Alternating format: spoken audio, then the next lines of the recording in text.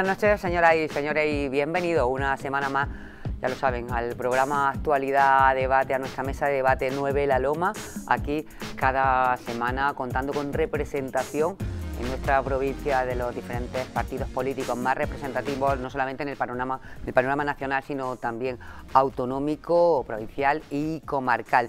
En este caso nos acompañan representando a Vox, Salud, Anguita Verón. Muy buenas noches y bienvenida. Buenas noches, Salud. Gracias. Bienvenido también Luis Carlos Fernández Serrano, Partido Popular. Muy buenas noches y muchísimas gracias por invitarnos. Gracias también por venir y encantado a Josefina Latorre Delgado, Ciudadanos. Hola, buenas noches. Buenas noches también y muy contenta de que nos acompañe Alfonso García Romero, PSOE. Buenas noches y gracias por la invitación. Y buenas noches también y por parte de Unidas Podemos, y como me gusta decir este nombre, Antonio Machado Villacaña. Bienvenido. Buenas noches, encantado de estar aquí otra vez con vosotros. Bueno, es que Antonio Machado, decirlo en Baeza, tiene su peso importante. Bueno, pues hablaba además con nuestros compañeros porque ya son amigos más que invitados y bueno, pues las personas que han venido menos veces esperamos que nos acompañen muchas más y que acaben siendo también pues amigos de todos ustedes. Pues hablamos con ellos que nos gustaría esta noche, siempre nos falta tiempo y siempre nos faltan muchísimos temas que traemos en el guión por abordar, pero queremos, bueno, que sea un poco de manera más breve, tocar política no solamente autonómica y nacional, sino también de carácter internacional, porque bueno, pues están pasando cosas que son importantes y que merece la pena comentar desde el punto de vista nuestro de aquí, de Jaén, y que conozcamos pues qué piensan nuestros políticos, políticas más cercanos. En este caso, bueno, pues vamos a comenzar por Andalucía, por lo más cercano, por lo que más nos toca. Y yo quisiera que sacáramos un tema que, por supuesto, que tiene su vertiente política, pero nos toca de manera muy especial, porque voy a hablar del aceite de oliva virgen extra, de nuestro aceite, de nuestro oro líquido, que es el sostén mayor de la economía de la provincia de Jaén. Y de, bueno, pues voy a sacar paralelamente dos temas. Uno de ellos va a ser pues que 9 marcas se ha detectado que están cometiendo fraude, que ponen en el etiquetado que nuestro aceite es aceite de oliva virgen extra y no lo es. No lo es, virgen extra. Y otra de ellos, bueno, pues ciudadanos que preguntan en el Parlamento andaluz que qué pasa con los precios, que no paran de caer debido a la buena cosecha, que si se va a hacer algo. Así que, bueno, pues aunque sea precisamente porque empezó hablando de ciudadanos, vamos a comentar contigo, Josefina. Muy bien. Pues nada, es verdad que esta mañana nuestro compañero Enrique Moreno ha registrado esta pregunta porque creemos que es un tema muy importante. De hecho, ya se venía comentando estos últimos días la bajada del precio, ha habido una buena cosecha, pero es preocupante. Es preocupante. Entonces, hay que dar una solución. Creemos que el Parlamento andaluz tiene que tomar carta en el asunto y buscar medidas que favorezcan el que esto no siga por esta dinámica. Luis Carlos, ¿cómo valoráis vosotros? Que estamos hablando de nuestra economía del mayor sostén. Hombre, fundamentalmente, y más en nuestra comarca, donde el aceite de oliva es uno de los garantes y de los pilares de nuestra economía. Vamos a ver, el informe de la OCU, la verdad es que lo he visto así por encima. Dice que 9 marcas han incumplido con el tema de la calidad del aceite, que no son exclusivamente aceite de oliva virgen extra. La verdad que yo no lo sé, vamos, yo lo que sí puedo garantizar es que todo y cada uno de los aceites que salen de nuestra cooperativa son todos virgen extra, porque por supuesto primero cumplen toda la ley con respecto a los análisis químicos que deben de llevar y aparte la labor de los grandes profesionales que trabajan en nuestras cooperativas como catadores y todo eso. La verdad, no me acuerdo, no sé las marcas de las que están hablando, pero seguramente ninguno será de nuestra provincia y menos de otra comarca. Yo no sé ya si será algún tipo de empresa, algún tipo de exportadora que hace años pasó lo mismo, que a la hora de la exportación mezclaban distintos tipos de aceite, es decir, tampoco lo tengo yo muy claro porque el informe lógicamente no me lo he leído, ni sé que había otro informe del Ministerio de Agricultura en paralelo. Y en cuanto a los precios, ¿qué consideras? Y los precios es oferta y demanda. Ahora mismo lo que yo creo que hace ya mucho tiempo que debería de haberse tomado fuerza desde Jaén primero, que desde Andalucía y con el apoyo de todo el gobierno español y hacer como una bolsa de valores como está en Londres con respecto a otras materias primas y haberla hecho ya aquí en España con respecto al aceite, que seamos nosotros el mayor producto del mundo y que no lleguemos a controlar todo el precio con las exportaciones, las importaciones, la dependencia que algunos sectores están teniendo con otros países, con el tema de la exportación, el tan manido tema y de décadas de Italia comprándonos a granel y vendiéndolo más caro. Es decir, yo creo que esto ya deberíamos de aquí, sobre todo desde nuestra comarca, desde nuestra provincia y sobre todo con el apoyo de la Junta de Andalucía, tomar ya, bueno, y sin dejar por supuesto al Gobierno central, tomar ya cartas en el asunto, porque esto es cosa de todo, esto no es cosa de un partido, de otro, esto es cosa de todo. Y fundamentalmente los que vivimos aquí lo notamos muchísimo, que cuando tenemos una buena producción, pues lógicamente baja el aceite. Pero es que esa buena producción no la han tenido Italia, no la han tenido Grecia, que otros años sí la habían tenido, y parecía que no, que el mercado estaba como un poquitín más, con más cantidad de aceite que del que ahora hay, y sin embargo ellos no han tenido esa cantidad de aceite en el cual hemos tenido aquí, y seguimos teniendo los precios bajos. Ayer hablaba, precisamente, Antonio, me encontraba, yendo a la compra, me encontraba con un compañero además de partido tuyo, y hablábamos del tema del precio del aceite, cómo caía, cómo bajaba, cómo, y decía, es que esto no puede ser, esto hay que controlarlo como sea. Pues sí, la verdad es que es típico que cuando hay una buena cosecha se recoge mucho aceite y el precio baja, es lógico. El importe total de la cosecha sí tiene un valor mayor que otras cosechas menores, ¿no? Pero en este sentido yo creo que hay que trabajar dos aspectos que son fundamentales. Aplicar la investigación, la I+I, sobre el aceite de oliva, sobre el propio aceite de oliva, y mejorar mucho los procesos de calidad del aceite. Cuando hablo de proceso no me refiero a la elaboración del aceite, que el proceso de elaboración del aceite, precisamente una de las ventajas que tiene es que es zumo de aceituna. Me refiero a los procesos de comercialización y control de esos procesos de comercialización. Es decir, aplicar las normas de calidad precisamente también en todos esos procesos que gestionan toda la comercialización del aceite. Y bueno, también el tema del mercado de valores y intentar amortiguar el efecto de las grandes cosechas, y sobre todo no buscar, como antiguamente se hacía, las grandes cosechas en cantidad, sino buscar cosechas aun siendo menores, pero aumentando la calidad. Por suerte, en estos últimos años, en el aceite de oliva se está dando un proceso que es contrario, que está revertiendo un poco hacia la calidad del propio aceite. No hace muchos años, yo recuerdo que visitábamos las almazaras, intentaban enmascarar el sabor puro del aceite de oliva con procesos en los cuales se le dulcificaba ese sabor, porque entendíamos que la exportación no iba a ser posible si no hacíamos que el propio sabor del aceite de oliva fuera más aceptado por las personas que no tenían precisamente ese hábito de consumo del aceite de oliva, todo lo contrario de lo que nos gustaba a nosotros aquí, ese amargor que tanto apreciábamos, ¿no? Sabe aceituna. Claro, y entonces yo recuerdo que se comercializaba, bueno, pues se le metía tomillo, se le metía ajo, se buscaba de alguna manera habituar el paladar de esa gente, ¿no? Ahora, por suerte, cuando la gente ha conocido el aceite de oliva, lo que va buscando es precisamente la pureza de ese aceite de oliva, y de ahí que existan la cosecha temprana y que se busque precisamente a veces coger el fruto, y la de premios que nos estamos exacto, llevando, el fruto y demás. Con relación a las cooperativas, desde hace muchos años el tema de esos camiones de aceite a granel que iban a Italia o iban a Cataluña, ¿no?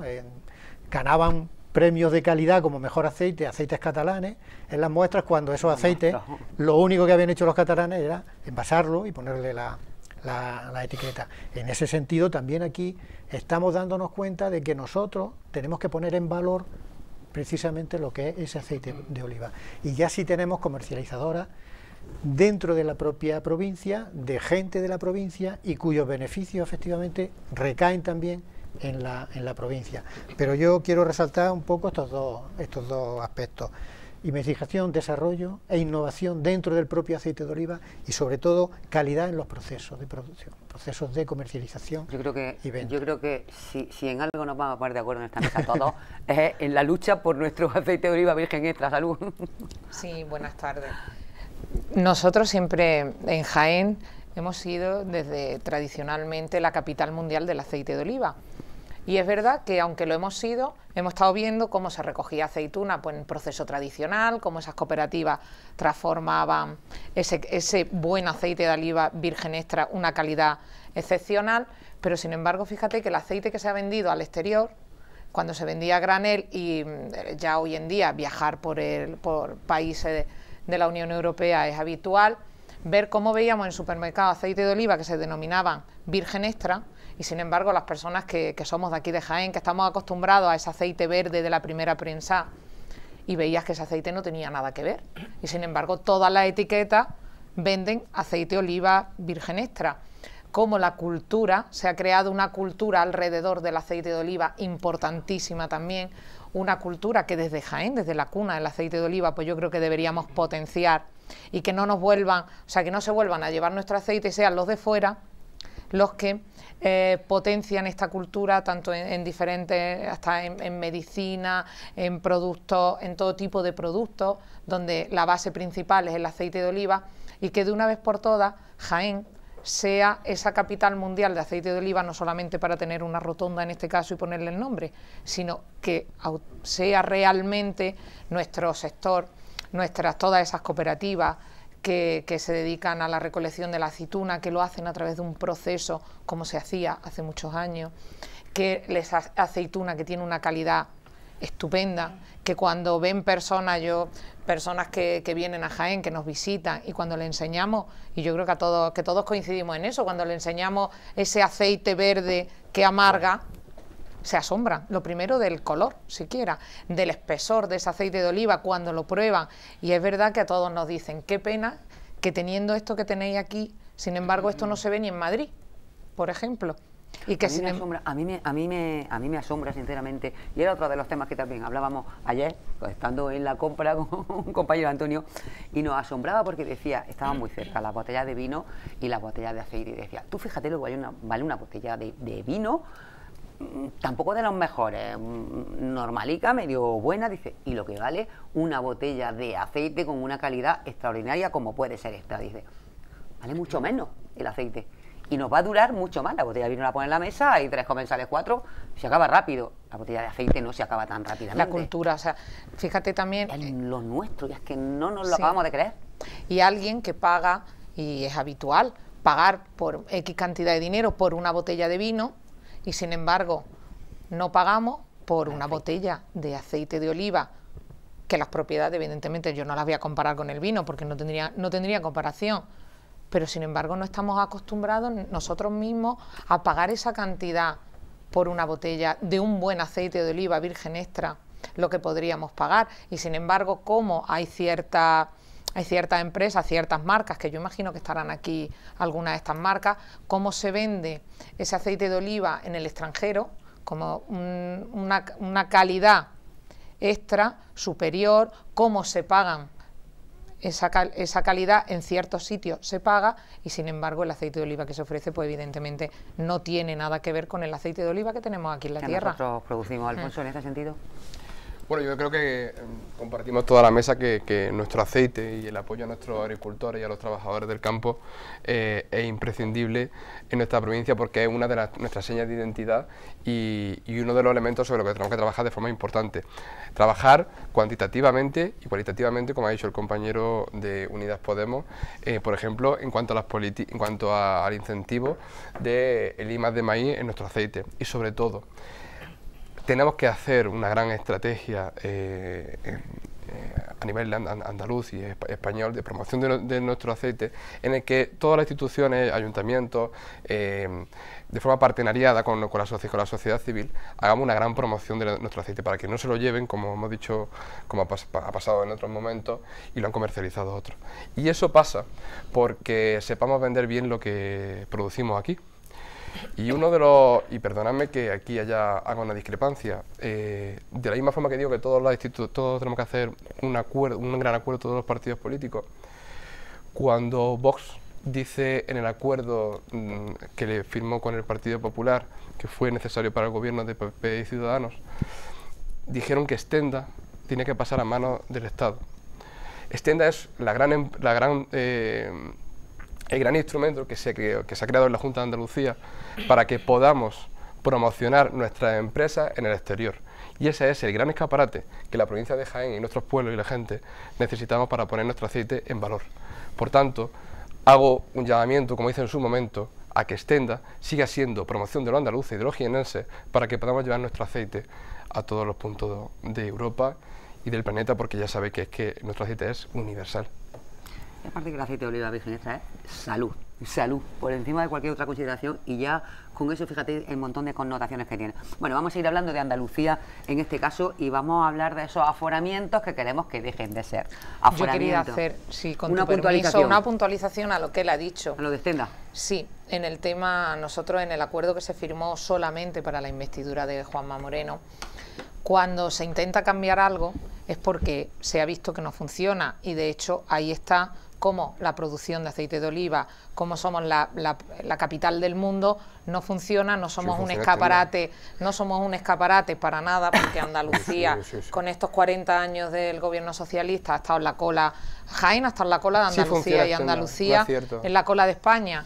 Y está comprobado ahí, los datos son ahí. Entonces, cuando vemos que algo no funciona, lo que tenemos que intentar es cambiarlo, no seguir manteniendo... Funciona. Díselo a los empresarios andaluces, si funciona Stenda no funciona. Ahí está el precio del aceite. aceite de oliva. Vamos a hablar de esos aforamientos y de esa pues, eliminación de aforamientos que se está pidiendo, y en la que pues parece que sí están por la labor tanto el PP como Vox como Ciudadanos.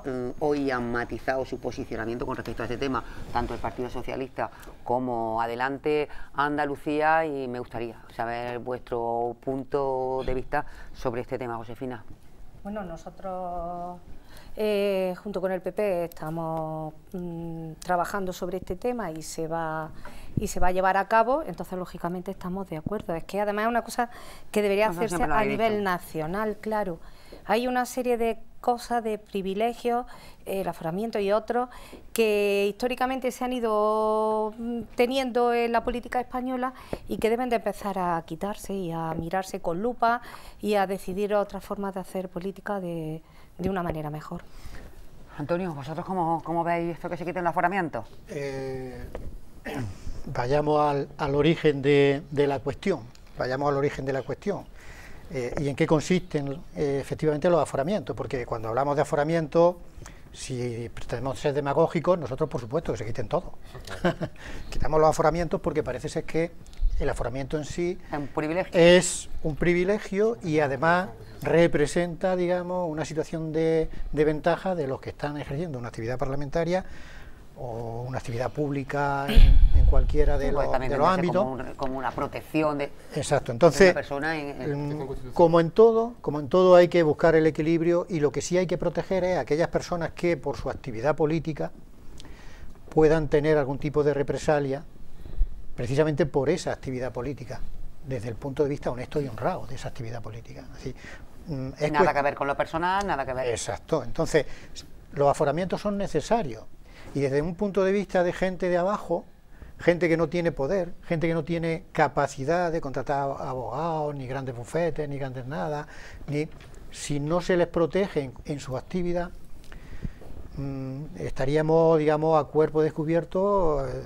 delante de los grandes poderes, tanto reales como fácticos, ¿no?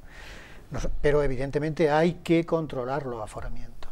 Es decir, tampoco los aforamientos pueden ser una capa que proteja determinado tipo de actividades corruptas desde las propias instituciones. Hablo de corrupta porque la corrupción es... Antonio, ¿dónde ponemos el límite? Pues yo creo que el límite deberíamos retrotraernos y que sean los propios parlamentos los que en cierta medida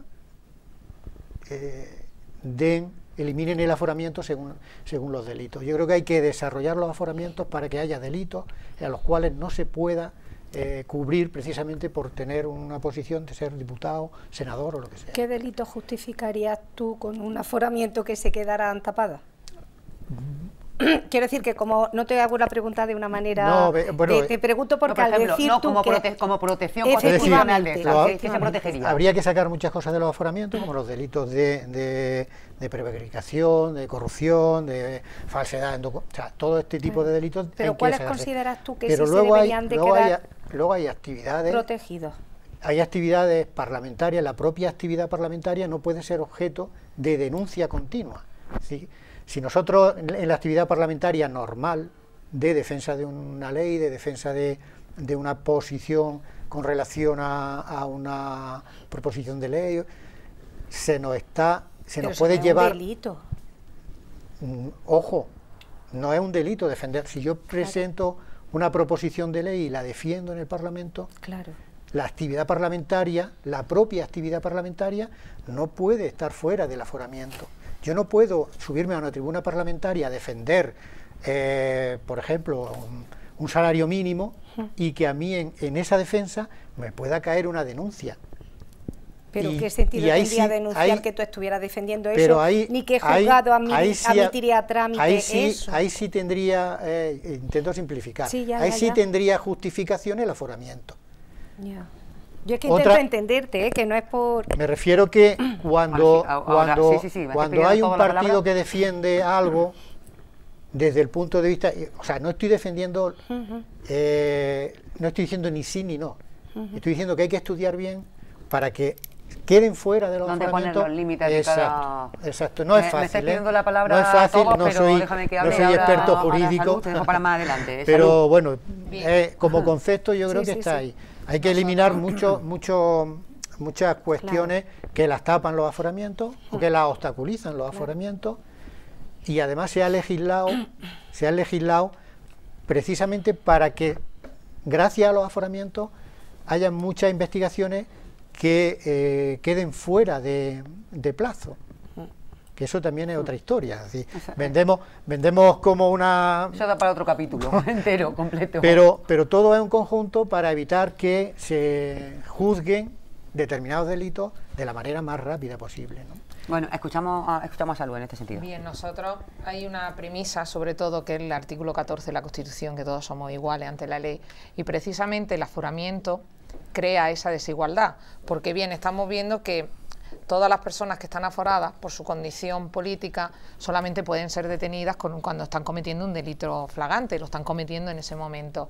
Hay una inmunidad, y lo que en un principio se creó para defender esa actividad política y que la persona que defendía unas ideas y estaba en el ejercicio de su cargo no fuera continuamente atacada con denuncias por cualquier y tuviera esa especie de protección. Eso que ha pasado a lo que llegamos hoy en día, como estamos viendo, por ejemplo, en el Tribunal Supremo, que es una ridiculez, cómo se están riendo de todos los españoles a través de ese procedimiento de aforación, y cómo está pasando que, porque no es que haya disminuido, porque diga los delitos disminuyen porque están aforados, no, lo estamos viendo. Lo único que les sirve es para inmunizarse ante el resto de la sociedad, para tener una serie de privilegios que no tiene el resto de personas. Entonces, ¿qué sentido tiene mantenerlo hoy en día cuando se están aprovechando para el interés político de las personas? Y lo estamos viendo. Y el ejemplo más actual que tenemos, si miramos hacia atrás tenemos mucho, pero si miramos ahora mismo en el Tribunal Supremo, con el juicio al proceso catalán, lo estamos viendo, que se están sistemáticamente riendo de las instituciones. Tenemos a un expresidente de la Generalidad huido diciendo que va a tomar un acta, y que ese acta, y lo ha dicho bien claro, lo único que lo quiere es para inmunidad. Ahora vamos a entrar no viene a un servicio cuando público. Entonces, al, ¿para qué esos aforamientos? Al capítulo nacional hablaremos también de este tema. Y yo quiero escuchar también, porque tenía mucha ganas de hablar. Alfonso me decía, ahora yo... No, pero es que yo creo que estos debates son buenos porque necesitamos dar un salto de calidad en la política española, y debemos lo que es complejo es intentar explicarlo sencillamente, porque es verdad que la figura del aforamiento nace como una protección jurídica constitucional en todos los marcos europeos y occidental, precisamente para salvaguardar la defensa de los intereses generales de los representantes de los ciudadanos, en este caso de los parlamentarios. Se hace precisamente para que la idea de los ciudadanos puedan llevarse a cabo. Pero se ha es cierto, es lo que voy. Es que lo que quiero decir es que hay que hacer pedagogía, que hay que explicar las cosas. Y quiero decir, de inicio es eso. Es verdad que en la práctica, no solamente en España, en otros estados de la Unión, miembros de la Unión Europea, ha sucedido que se ha pervertido el concepto del aforamiento. Entonces, yo no sé cuál es la posición que ha hecho el PSOE hoy, porque desde luego hoy no he tenido tiempo ni de mirarme a la cara, pero sí sé lo que yo pienso respecto a eso. Y es que creo, en la línea que ha dicho el compañero Machado, creo que debemos yo no tengo una posición clara, pero en todo caso no debe estar aforado ningún representante público ni tener ningún tipo de privilegio que no se circunscriba solo y únicamente al ejercicio de la actividad política y parlamentaria. No puede ser un escudo para defraudar la Hacienda, no puede ser un escudo para ser ciudadano de primera, porque eso va contra la democracia y contra España. Por eso no es fácil. Creo que habría que encontrar la fórmula, pero ojo, vivimos en un momento en el que la desprotección jurídica cada vez, o sea, la desprotección por las redes sociales, la globalización, etcétera, también hace que muchos agentes externos a la democracia influyan en las decisiones. Y si influyen en las decisiones los poderes fácticos, los poderes que no controlamos, no sabemos quiénes son los que toman las decisiones por nosotros, puede ser que al final quitemos el aforamiento, porque es verdad que se ha pervertido y se ha hecho un mal uso, pero al mismo tiempo le estemos dando la puerta de entrada a la toma de decisiones, a la soberanía nacional del pueblo español, a agentes que no conocemos. Entonces, creo que no es un tema fácil, creo que en todo caso ningún delito puede estar, no puede ser susceptible de que con el aforamiento no se responda ante la justicia y por tanto igualdad respecto al resto de ciudadanos, pero salvaguardar siempre la defensa de los intereses nacionales. Encarna, yo quisiera hacer un apunte a lo que le ha dicho. Pero breve que muy breve, que hablar 30 que no tenemos lista de cosas. El miedo muchas veces que en el político suscita el eliminar el aforamiento proviene también porque muchos de esos jueces que van a juzgar después están puestos por los partidos políticos. Si tuviéramos un poder judicial totalmente independiente donde los políticos no metieran sus manos, ningún político debería tener miedo a que sea juzgado por un tribunal. Lo que pasa que, claro... ¿Pero cuánto tiempo lleva la ciudadanía oyendo esa canción? Claro, esa letra de canción. Lo que pasa que cuando llegan unos y otros, luego no son capaces de hacerlo. Luis Carlos. Vamos a ver. El aforamiento es una cosa que lleva ya muchísimo tiempo, no solamente aquí en Andalucía, sino que es algo largo y tendido. Además siempre suele venir en periodos electorales cuando sale mucho. Y la verdad es que con Alfonso estoy totalmente de acuerdo, con Antonio también, y con cada uno de nosotros en los distintos matices. Como político, como amateur, como persona como concejal, no estoy aforado, es decir, yo no tengo que cuidar de mis opiniones, pero lógicamente también hay una cosa que tenemos que tener cuidado porque muchas veces la noticia se ven día a día, que es la facilidad con la que cualquier oponente, con el simple hecho de ser un oponente político, te puede denunciar. El aforamiento es como consecuencia y por el simple hecho de mantener nuestras libertades, nuestros valores como partidos o ideológicos y expresarlos libremente en una tribuna. Otra cosa es lo que ha pasado ya, que a consecuencia de que ha habido muchos personajes, porque no puede tener otra palabra, que lo han estado aprovechando para un bien, o lo siguen aprovechando para un bien común, o para un bien particular, perdón, porque el bien común yo creo que es otra cosa. El bien común es lo que menos buscamos. Perdón. Un bien totalmente, además, bueno, ya, pues no corregirme, no me voy a corregir, es un bien común porque por supuesto nunca le afecta a uno, le afecta a uno y a los que lleva detrás, es decir, que generalmente no van solos, pero bueno, yo creo que hay que tener mucho cuidado con el aforamiento. Luego tampoco no es una cosa fácil, es decir, nosotros, el Partido Popular, pues aquí es una cosa que se comprometió, no va a faltar alguno de los compromisos que se firmaron con Ciudadanos. Que el Parlamento andaluz 2/3 lo aprueben y luego además el Congreso. Ahí voy. También lo firmaron con el Partido Socialista en la anterior legislatura, que nosotros no tenemos ningún problema, que se va a proponer. Por supuesto también se le ha dicho a Ciudadanos de que eso es primero lo que tiene que tener en cuenta, de que esto no es solamente una cosa de Andalucía, porque por supuesto esto tiene que llegar a todas las instituciones y a nivel nacional, porque un momentito, sí, pero bueno, eso es palabrería barata de electoralista. Eso es palabrería barata electoralista, porque luego también pasa lo que pasa con los partidos que no han gobernado nunca, es que cuando gobiernan se dan rompen muchas veces y se van para atrás. ¿Cuántas veces, que se lo decía totalmente yo a Salud, pero cuántas veces hemos oído los españoles, en cualquier comunidad autónoma se va a reformar la ley electoral si llegamos al gobierno, por parte de uno y otro. La ley electoral es muy sencilla. Y ha habido ocasión y no se ha hecho. O sea, la ley electoral es muy sencilla. Se ha prometido, luego no se ha hecho. Pero se ha prometido y no se ha hecho. La ley electoral van cambiando de opinión todos los partidos, incluyendo el mío, conforme va ganando o va perdiendo elecciones. Es decir, si yo pierdo o me interesa una serie de provincias o comunidades, la ley electoral puede ser porque todo anterior. Nosotros proponemos, y bien lo dijo nuestro secretario general, el día que Vox gobierne haya se recoja en el Código Penal el delito electoral. Todo o sea, el cómo se está engañando sistemáticamente cada 4 años a la gente, cómo se le prometen cosas que luego cuando llegan, y tú bien lo has dicho, se promete, cuando uno llega a la institución, se acomoda a la institución y ya se olvida. Hoy lo hemos visto, por ejemplo, cuántas veces Ciudadanos estaba en contra del cupo vasco, estaba en contra de los fueros, el privilegio de los fueros, hoy firma con Unión del Pueblo Navarro y ya echa atrás su discurso. Lo ha cambiado 20 veces. Dejamos con vuestro permiso que termine Luis Carlos de argumentar su... Bueno, ya que nos vamos, ya lo hemos perdido. A la mitad lo vamos sacando. No, si el aforamiento es algo que cuando lo registre o lo cambie una comunidad, no sé si será la primera la andaluza o será la última, es algo que va a llegar como cadena y va a tener que llevarlo a todos, pero va a tener que ponerse, pero veremos a ver cómo vamos a tener un problema en los partidos políticos y también en las personas que libremente puedan decidir optar en un futuro hacia la política, porque muchos lo van a poder utilizar como arma arrojadiza el tema de, que luego estamos hablando, el tema de denuncia, el tema de, con lo cual hay que tocarlo con puntilla. Aparte que la Junta de Andalucía, como tú decías antes, que era lo que yo quería llegar ya al final, no es un proceso fácil, no se va a solucionar en 4 años, porque primero hay que tener una mayoría de la Cámara para coger y para poder reformar el Estatuto de Andalucía. Hay que llevarse al Congreso. El Congreso tiene que aprobar también con una mayoría y una ley orgánica la reforma del Estatuto.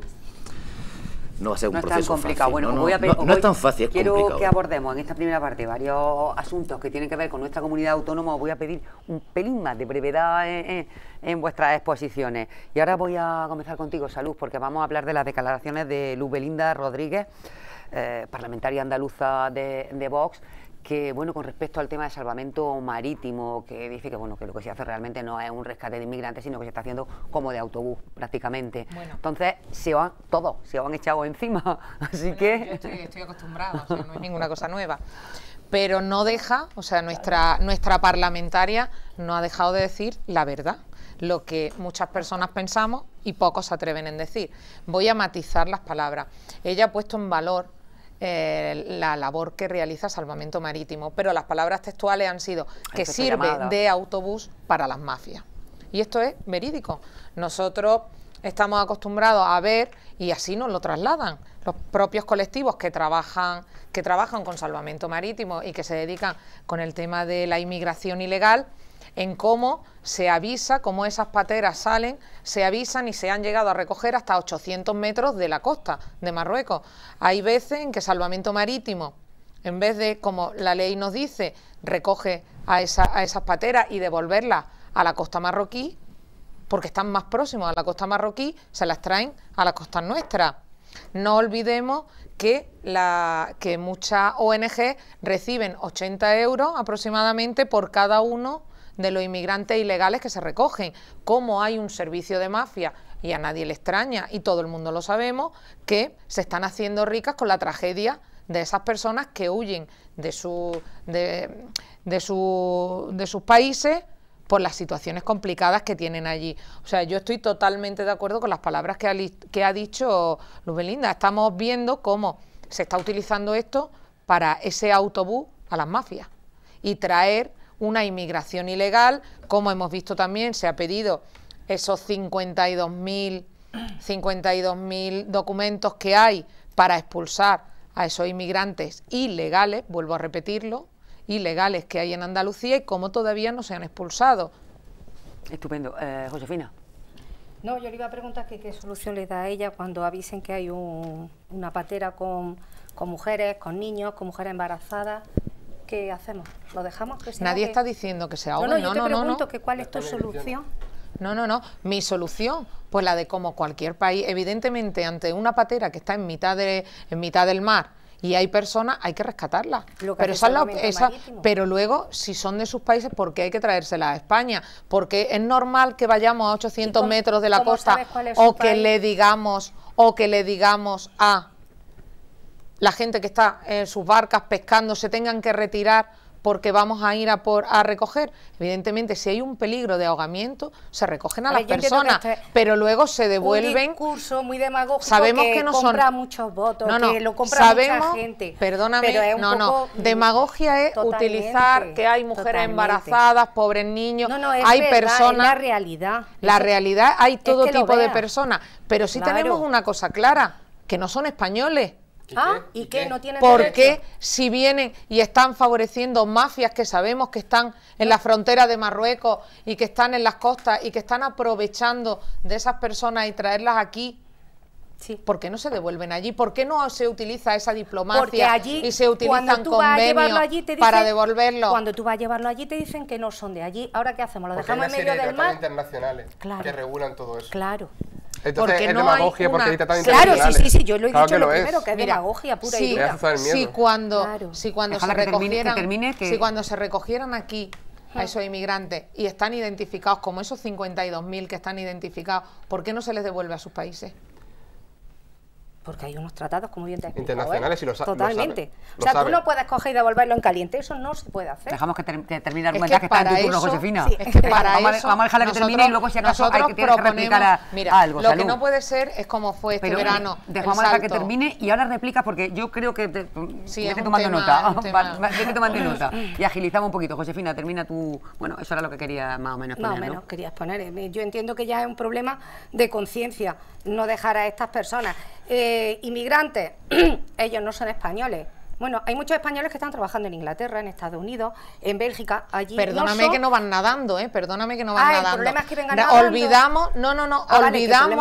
Olvidamos cómo iban los españoles inmigrantes aquí en Baeza, en Jaén, en muchos sitios, y precisamente Andalucía ha sido tierra de migrantes, y olvidábamos, y ahora sí es demagogia por vuestra parte, cómo iban los inmigrantes aquí y cómo siguen yendo, con una tarjeta sanitaria y un contrato de trabajo. La gente, cuando va a otro país, hay mucha gente perdóname que va sin contrato que te diga, de trabajo. las personas, que hay mucha gente que va sin contrato de trabajo. Cuando van a otro... Perdóname un segundo, cuando van a otro país, van a pedir trabajo, no entran por la ventana, van entrando por la puerta. Y tenemos aquí magníficos estudiantes que los estamos viendo que están en Londres y están recogiendo vasos y van a pedir trabajo, pero no entran ilegalmente a un país. Salud, que está en su turno. Yo entiendo que es un problema pero es que hay que darle ninguna alegación todos los días. Que no vete apuntando porque está en su turno. Claro. Además creo que soy la que menos está hablando y la que te respondo más concisamente a las preguntas. Muy bien hecho, Josefina. Porque hay muchas preguntas, Claro, es que hay muchas cosas de las que quiero que hablemos. Yo entiendo que el problema de la inmigración, que es un problema, hay que darle solución desde otra manera, desde Europa, todos los países juntos. Las devoluciones en caliente no se pueden hacer, pero entre otras cosas que es inhumano. Y cuando una persona viene nadando, saltando o en un patinete, si necesita ayuda hay que dársela. Y no nos está quitando nada a los españoles. Los españoles que están emigrados fuera, trabajando, que como tú bien has dicho, son universitarios, con carrera. Yo tengo un hijo con una carrera y 2 másteres y está en Londres, porque en España no tiene trabajo. Ningún inmigrante de los que vienen en una patera nadando le quita el trabajo que podía tener mi hijo. Porque hacen trabajo que los españoles con estudios no queremos hacer. Este año aquí ha habido problemas para encontrar gente para la aceituna, ha habido problemas en la fresa, ha habido problemas en el espárrago. Todas estas personas que consideramos inmigrantes y que pueden hacer trabajo que no queremos los demás, ¿por qué no pueden hacerlo? ¿Porque son de fuera? ¿Porque han venido nadando? O es que es demagogia, es que es coger votos de gente, claro, hay gente que está en contra de la inmigración, gente de otros, y bueno, pues es una forma muy guay de coger votos, pero hay que pensar un poquito las cosas, hay que pensarlas. Yo, como excepción, voy a... ¿Estás de acuerdo conmigo? No, y en muchos otros temas. Como excepción, voy a darle la mitad de mi intervención de protagonismo a Vox, que es lo que Vox siempre está pretendiendo. Invito a los ciudadanos a que lean el programa electoral de Vox a ver cuáles son las prioridades de Vox. Las prioridades de Vox no son la educación, la sanidad, los elementos fundamentales que cohesionan a la sociedad española. Vox ha cogido 3 o 4 elementos que no son sustanciales del desarrollo de nuestra patria, de nuestra España, que son el tema de la inmigración, el tema de la caza, que por supuesto aquí protegemos la caza y apostamos por la caza también en nuestra provincia, pero son una formación que si estamos escuchando, yo hablo de que... Habla del PSOE. Del PSOE. Cuando un partido genera odio, genera miedo, utiliza las emociones más bajas instintivas del ser humano para conseguir votos, es lo más mezquino que se puede ver en democracia. Por eso siempre he dicho que los postulados de Vox rozan la inconstitucionalidad. No sé si el partido, porque yo no voy ahora a hacerme juez de esto, pero sí hay elementos fundamentales, el artículo 9.3, el 14 de la Constitución española, que atentan contra la dignidad de los españoles. Mire, hoy, un ejemplo práctico. En León, el domingo pasado, agredieron a un chaval por ser homosexual. El único partido que no tiene, y quiero que lo sepa todo el mundo, que no tiene un pronunciamiento oficial en Twitter, al menos lo que yo he podido leer, y si me equivoco, que me corrijan, es el partido de Vox. A mí Vox no me importa, porque en la medida que las derechas lo hagan bien, Vox desaparecerá. Pero os pido una cosa: romped el acuerdo con Vox en Andalucía. No se puede sostener un gobierno en un partido que no hace por ejemplo, el acuerdo que se hizo, la petición inicial, decía que se derogara la ley de protección hacia las personas LGTBI.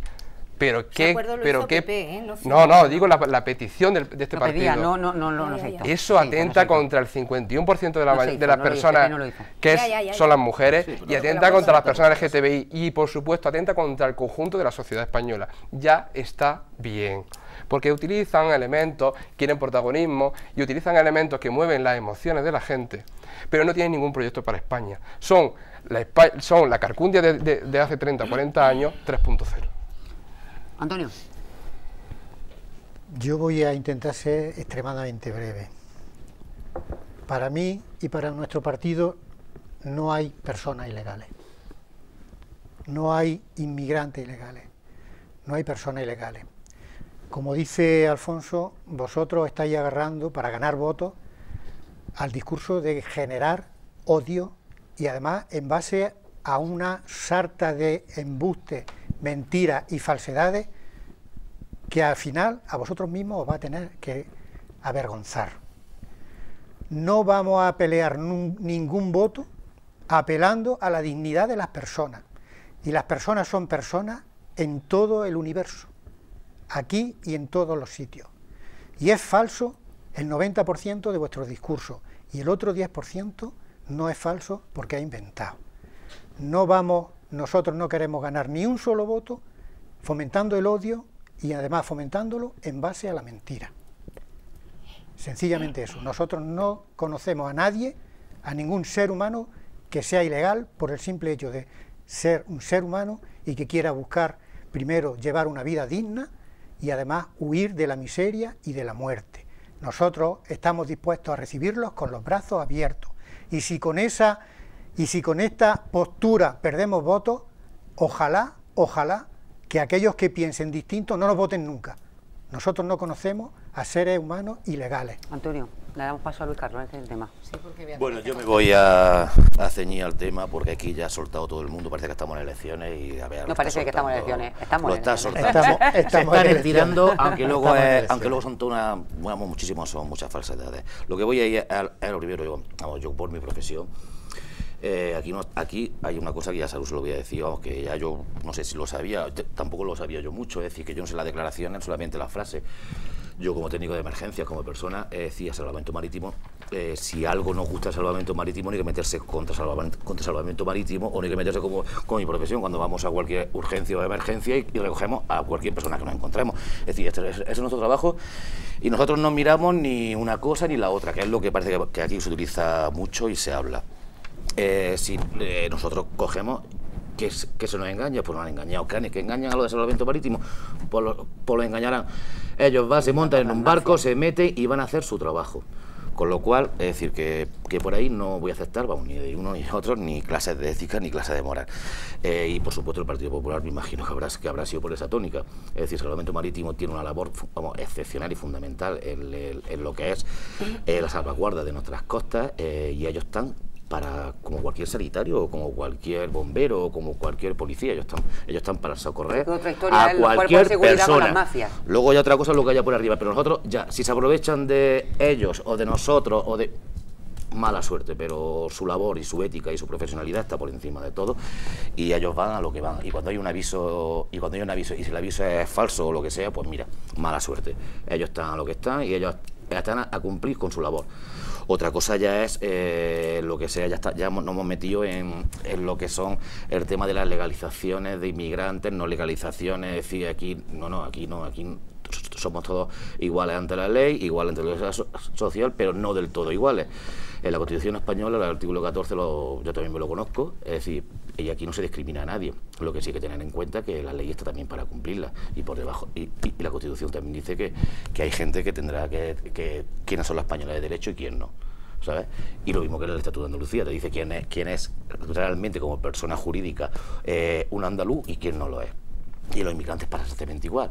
Es decir, nosotros, pues, que la ley está para cumplirla, los tratados internacionales, como tú soltabas, Alfonso, están para cumplirlos, como has dicho perfectamente, están para cumplirlos, y es más, y encima ahora ya refiriendo también a Josefina, pues las devoluciones en calientes, pues no es que se hagan, es que Pedro Sánchez al principio de la legislatura, lo mismo que hizo un efecto llamada, automáticamente hizo devoluciones en calientes acogiéndose a un tratado que había firmado con Marruecos en el 93 o en el 92, si no recuerdo mal. Es decir, con Marruecos actualmente tenemos nuestros tratados y se pueden hacer devoluciones que de por sí se han hecho. Lo que pasa que, bueno, pues ya cada uno, cuando metemos ya, y lo voy a decir otra vez, cuando metemos ya la bandera electoral para todos estos temas, ya no volvemos locos. Ahora mismo se mete la bandera electoral. Totalmente, pero que alguno que represente pero el partido político abrir la boca. Desde aquí yo a Salvamento Marítimo, como a cualquier otro ente que lo que se dedican son a ayudar y a proteger, lo siento, pero ellos van a lo que van. Replica, pero brevemente, porque nos quedan muchos temas, brevemente. Venga, sobre las devoluciones. Nosotros defendemos no solo las devoluciones en caliente, en templado y en frío. Clarísimamente, cuando alguien entra ilegalmente en España, hay que devolverse, y si es la frontera, se devuelve directamente. Sí es cierto que a los que había que ayudar, a esa Guardia Civil, a esa Policía Nacional, a nuestros cuerpos y fuerzas de seguridad del Estado, y dotarles allí en la frontera de los medios suficientes y los recursos que tengan para hacer esas devoluciones que nosotros estamos diciendo. Sobre que no tenemos programa, pues nosotros precisamente decimos, y el programa que tenemos, llevamos a mucho orgullo que decimos lo mismo en toda España, y eso es una cosa que aquí se ha visto que cambian el discurso en el programa electoral que lleva cada uno, dependiendo de dónde lo diga y dependiendo para dónde lo diga, gira para un lado y gira para el otro. Nosotros estamos orgullosos de poder decir lo mismo en Galicia, en Cataluña y aquí en Andalucía. Perdóname un momento, sobre el discurso. Mira, yo me he traído aquí nuestro programa de 100 medidas a nivel nacional, que si quieres ahora te las dejo, te las puedes llevar y leerlas, y verás cómo tenemos un programa bien sólido. Sobre que damos miedo. No le damos miedo a nadie, ni nosotros pretendemos ni infundimos miedo, ni infundimos un discurso del odio. Nosotros estamos hablando claro para defender una serie de valores, entre ellas la unidad nacional, y hemos sido los únicos, que ahí está la acusación popular de Vox, ha sido la única que ha defendido. Nosotros somos los únicos que estamos defendiendo la libertad, pero la libertad con mayúsculas. Nosotros, te digo, que no tenemos un posicionamiento, por ejemplo, con lo que está diciendo de que nosotros odiamos el mundo gay, mucho más lejos. ¿Qué mundo gay? La protección de las personas LGTBI, ¿por qué no habéis nosotros defendemos la libertad de la persona, y dentro de esa libertad de la persona, nosotros somos los primeros que decimos que cada uno en su propiedad privada y en su casa, en su intimidad... ¿Por qué metéis cosas que no tienen que ver con esta conversación? Déjame. En su intimidad esté con quien quiera y mantenga las relaciones, su vida privada y sentimental con quien quiera. Nosotros no entramos ahí. Nosotros condenamos una agresión, sea de quien sea. Ahora, no diferenciamos como sí hacéis vosotros, que diferenciáis que esa agresión, por ser una agresión, sea doblemente condenada si es de un hombre a una mujer. Nosotros no. No, eso no es Nosotros cierto. condenamos cualquier tipo de agresión, sea un hombre o una mujer, sí. No es Vosotros cierto, sois los que no es defendéis cierto. que la mujer tiene que ser completamente diferente y perder la presunción de inocencia. Escuchadme, el porque la agresor semana sea- No tiene nada pasada que ver, que no puedes volvemos- soltarme un discurso de Vox Espérate, ante lo que te he dicho. déjame que te estoy contestando. Por favor, ¿condenas la Volvemos violencia? al No, mismo- no, está bien, cualquier- está Salud, bien. cualquier escuchadme, no, tipo de Alfonso y violencia. Salud, ya, te hemos está dejado bien, muchísimo hombre. tiempo para hablar de Tanto hablar de este tema, y el tema de mujer dedicamos un programa entero la semana pasada, así que ese tema hoy lo vamos Y a luego, dejar perdóname, sobre resucitar otra vez sobre el la miedo mesa. y volver a Pero si es que lo que resucitar soy. a Franco. Pero si es que lo que soy. Ya, Franco, Bueno, yo me democracia. política nacional vamos a Es entrar lo que después, soy. si nos da tiempo, No, porque no, al bueno, paso, eso conocéis. al paso que Nosotros vamos, estamos Por mirando, favor, hecho mirando el conocéis. futuro. salud, ya. Alfonso, ¿vale? Vamos a cambiar de tema porque quiero que sigamos hablando de Andalucía. Va a ser el último tema porque quería que habláramos de presupuestos, de si se han ejecutado, si no se han ejecutado, de las listas de espera de la sanidad y de, bueno, pues muchas cosas que está sacando ahora el Gobierno de Ciudadanos y el Partido Popular. En este caso vamos a hablar de un tema que es importante y que afecta a muchísima gente, que es el tema de las listas de espera. Sabéis el revuelo que se ha liado cuando ha dicho el Partido Popular que las listas de espera pues estaban falsificadas, prácticamente, y por decirlo de una manera bastante gráfica, que no era real el número de personas que estaban, sino que había muchas más. Luis Carlos. Bueno, si eso no tengo yo que decir nada, ni proteger nada, ni hablar de cara a que con mi partido, cualquier persona que haya tenido, cualquier persona enferma o haya tenido un familiar o un amigo o lo que sea, ha visto de que la demora que tenía la sanidad no era normal. Además, no era normal ni siquiera incumpliendo incluso la ley que marca los plazos en los cuales tiene que haber unas contestaciones, en los cuales tiene que haber una primera consulta, en los cuales tiene que haber, con lo cual eso era consecuencia.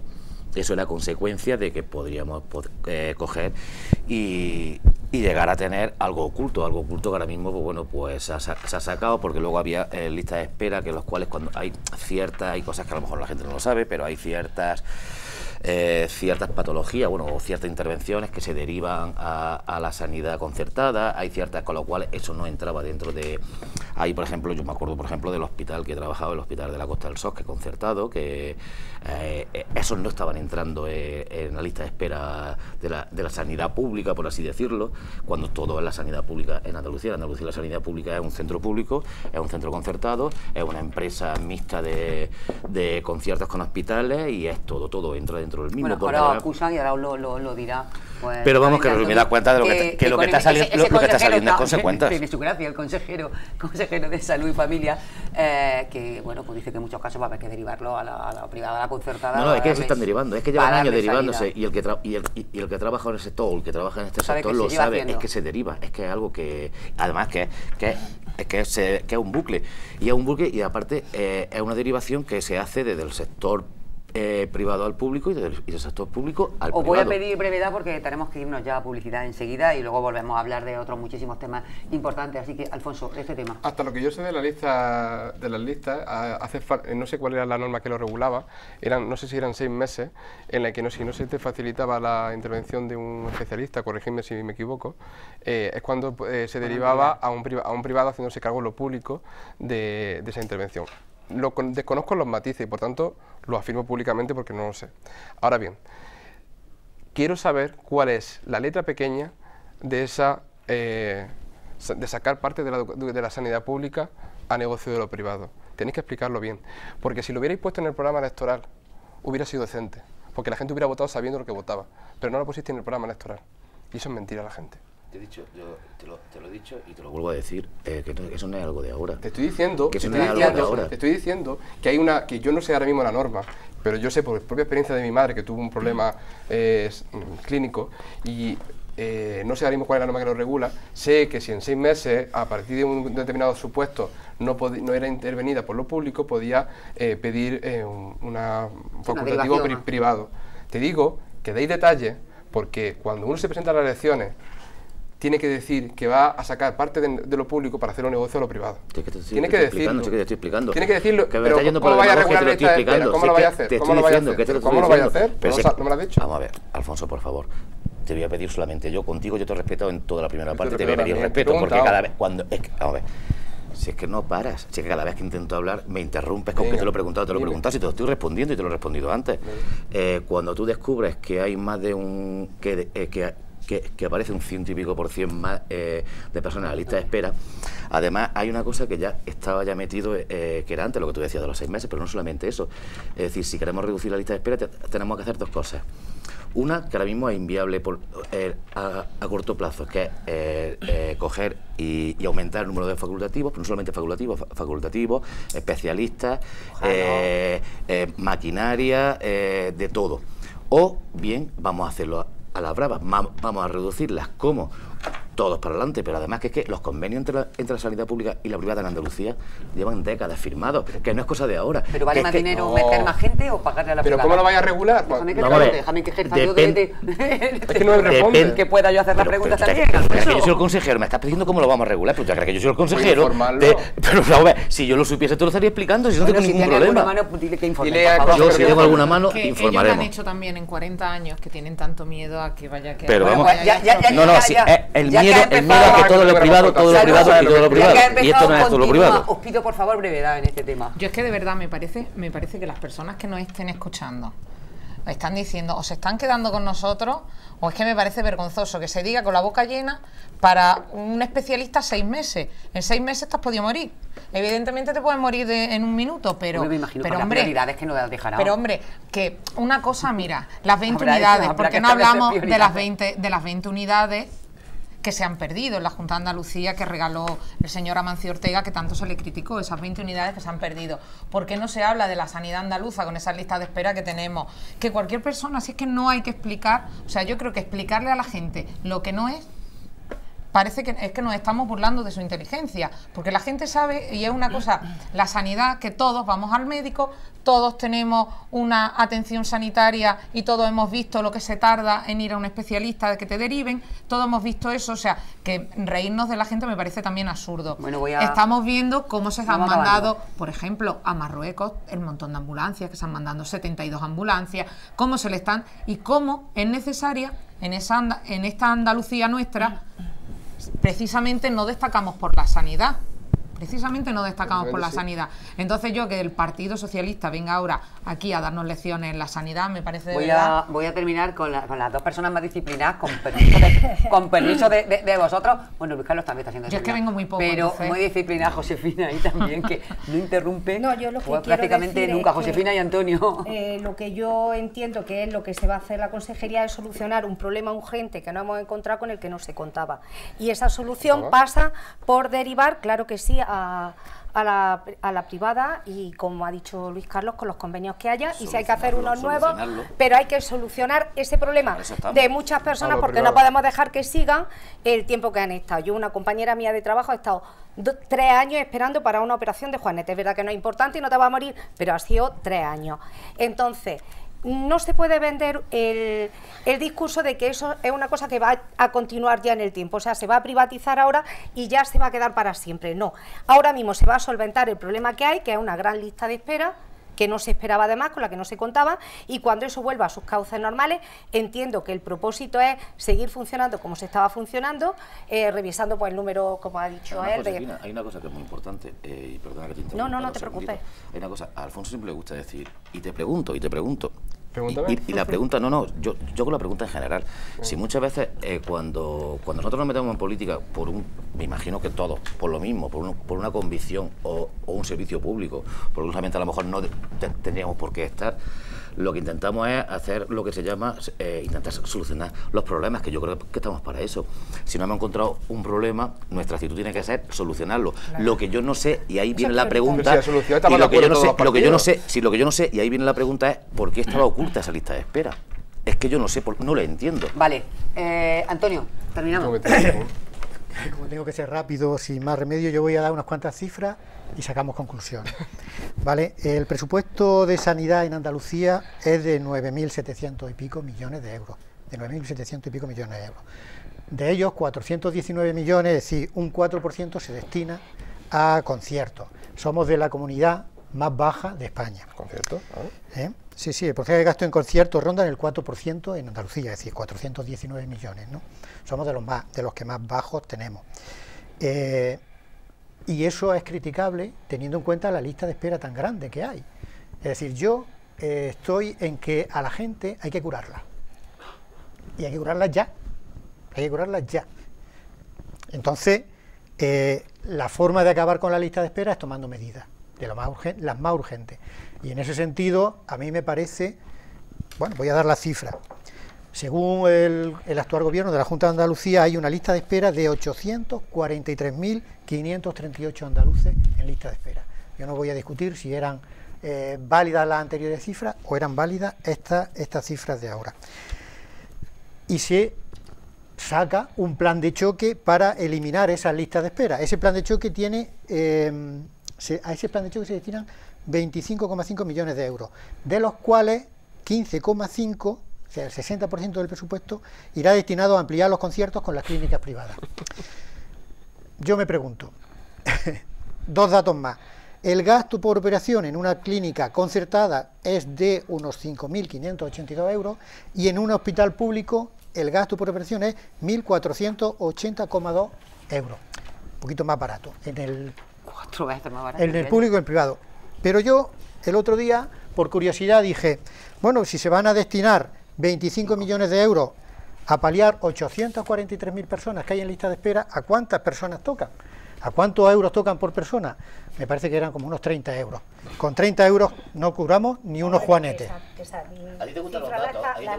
A mí no me gustan los datos porque la gente al final se aburre, además que me lo dicen fuera. A mí lo que me gusta es que sea un poco disciplinado. Pero te voy a decir una cosa. Luis Carlos, el gasto en Andalucía por persona de 1.166. La media española de 1.400. Le digo a mis compañeros que bajen los micros. Si tú quieres solucionar esto, más gasto, ¿qué es lo que vamos a hacer ahora? Luis Carlos, ya. Antonio, ya. Tendría que ir a puntualizar, pero Alfonso, tienes 30 segundos. Los recortes en sanidad en los últimos años, la imposibilidad de contratar más profesionales públicos para la sanidad es responsabilidad en primera persona del Partido Popular y del gobierno apoyado por el Partido Popular en los últimos 3 años. Esa es la clave. Bueno, vamos a publicidad. Unos minutos, volvemos. Tenemos que hablar de muchos temas relacionados con política nacional y si nos da tiempo, que me temo que nuevamente no nos va a dar tiempo hablar de política internacional a este paso, pues al menos, bueno, pues a ver si hablamos de lo más importante porque tenemos el tema del Brexit que yo creo que nos afecta directamente. Enseguida volvemos con todos ustedes, unos minutos. Le damos vidilla a los comercios locales y ya me invito, estamos aquí hasta ahora.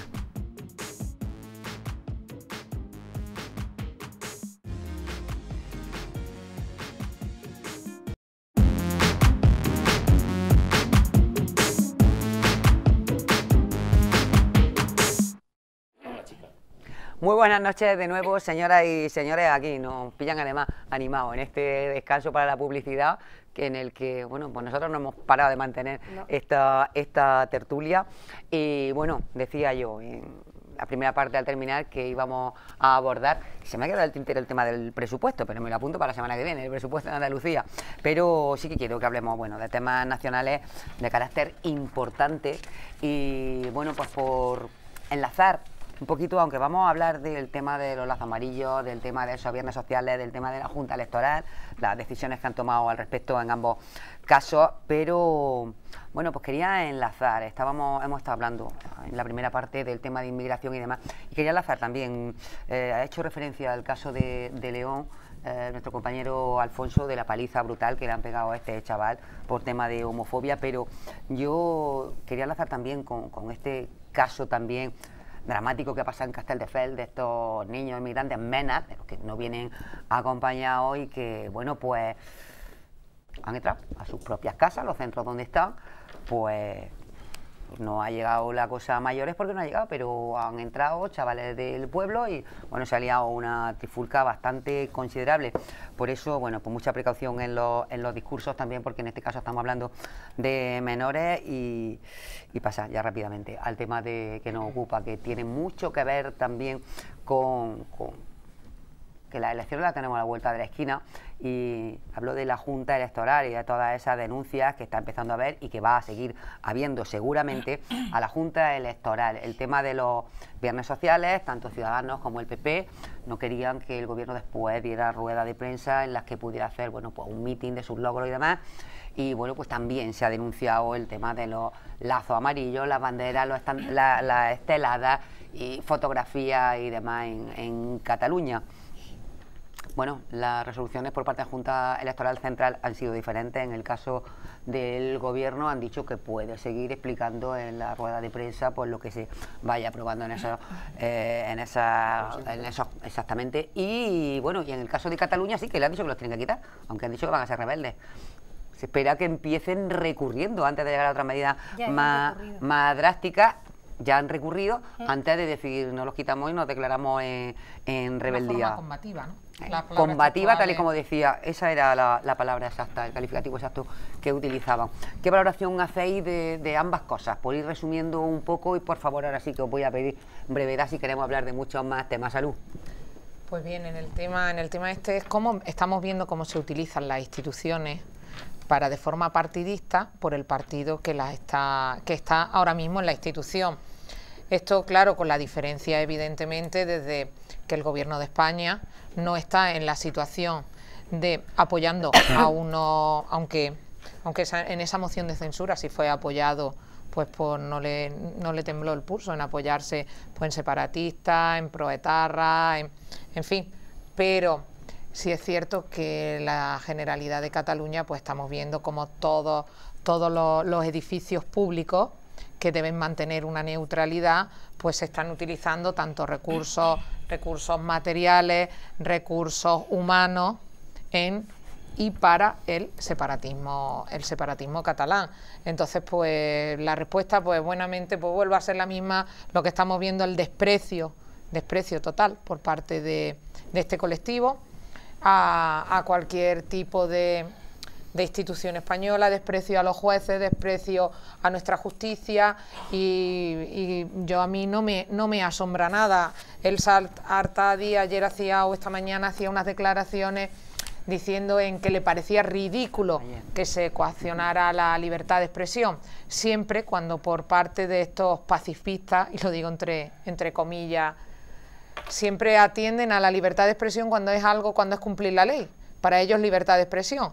Sin embargo, yo me acordaría de ese otro 50% de catalanes que lo están pasando tan mal, que no tienen esa libertad de expresión de la que ellos tanto hablan y que son señalados, que son condenados, que son agredidos por simplemente no pensar lo que ellos quieren que se piense, no por pensar diferente, porque ahí es donde hablan de totalitario. ¿Sabes? No hay nadie más xenófobo y más racista que el propio presidente Torra. Ahora hablaremos también de Puigdemont, enlazando con este tema y con lo que va a pasar con la europea, si va a poder volver o no va a poder volver. Antonio, ¿tu valoración de estos asuntos? Pues mi valoración, que es, creo también la general de Podemos, es que nosotros respetamos, y además es que no puede ser de otra manera que hay que respetar las resoluciones de la Junta Electoral Central. Respetamos tanto y esperamos que se respeten también, y bueno, el Estado de Derecho tiene que tener los medios suficientes para que se hagan de respetar.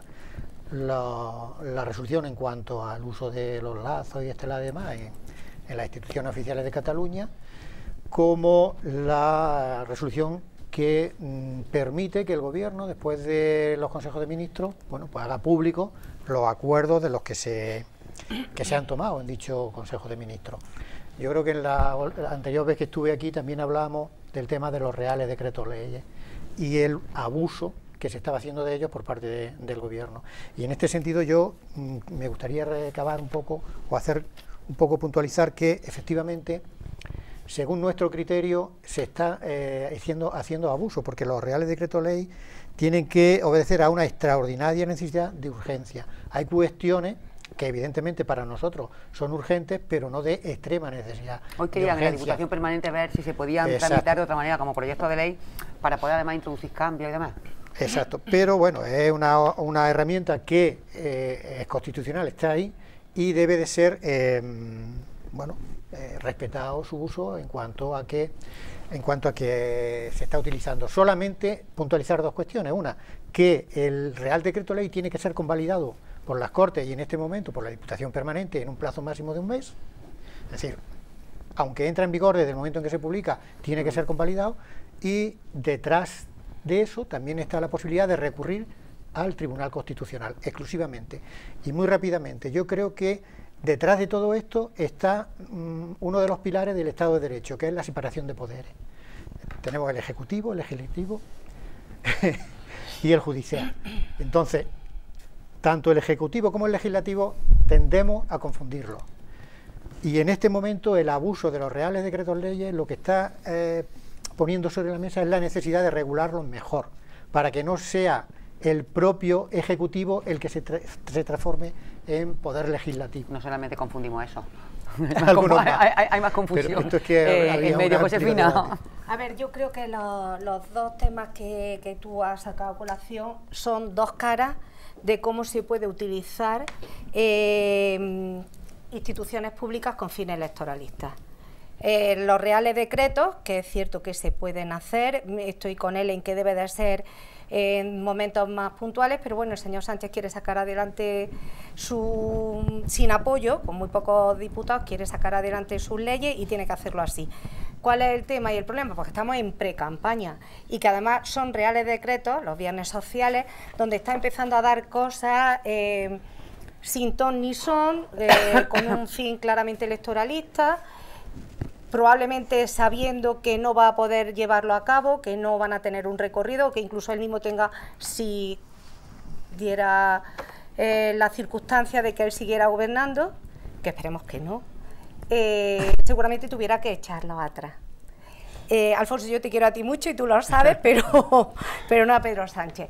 ¿Qué ocurre? Que está utilizando el poder que tiene como presidente del gobierno y el que le da la rueda de prensa para hacerse campaña electoral, demostrando lo que puede hacer el gobierno social, entre comillas, que él vende.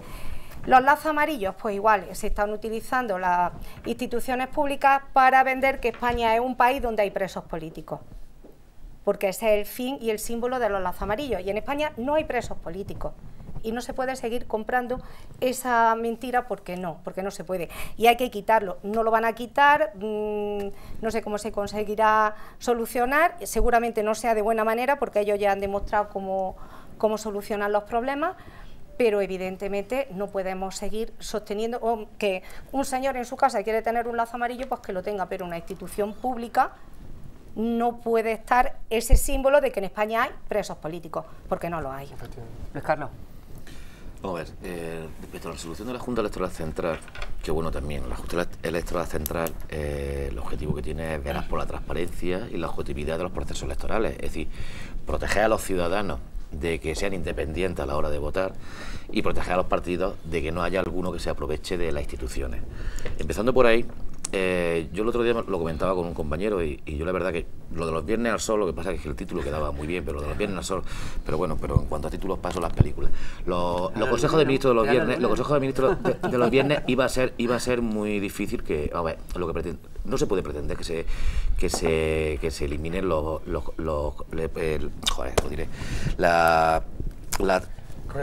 rueda de prensa, perdón, no me salía la palabra. La rueda de prensa bueno, además de los periodistas pueden preguntar. No, pero no a eso. No a eso. Me refiero cuando hay un hábito, es decir, cuando es reiterativa y en el tiempo, con lo cual es que se produce todos los viernes.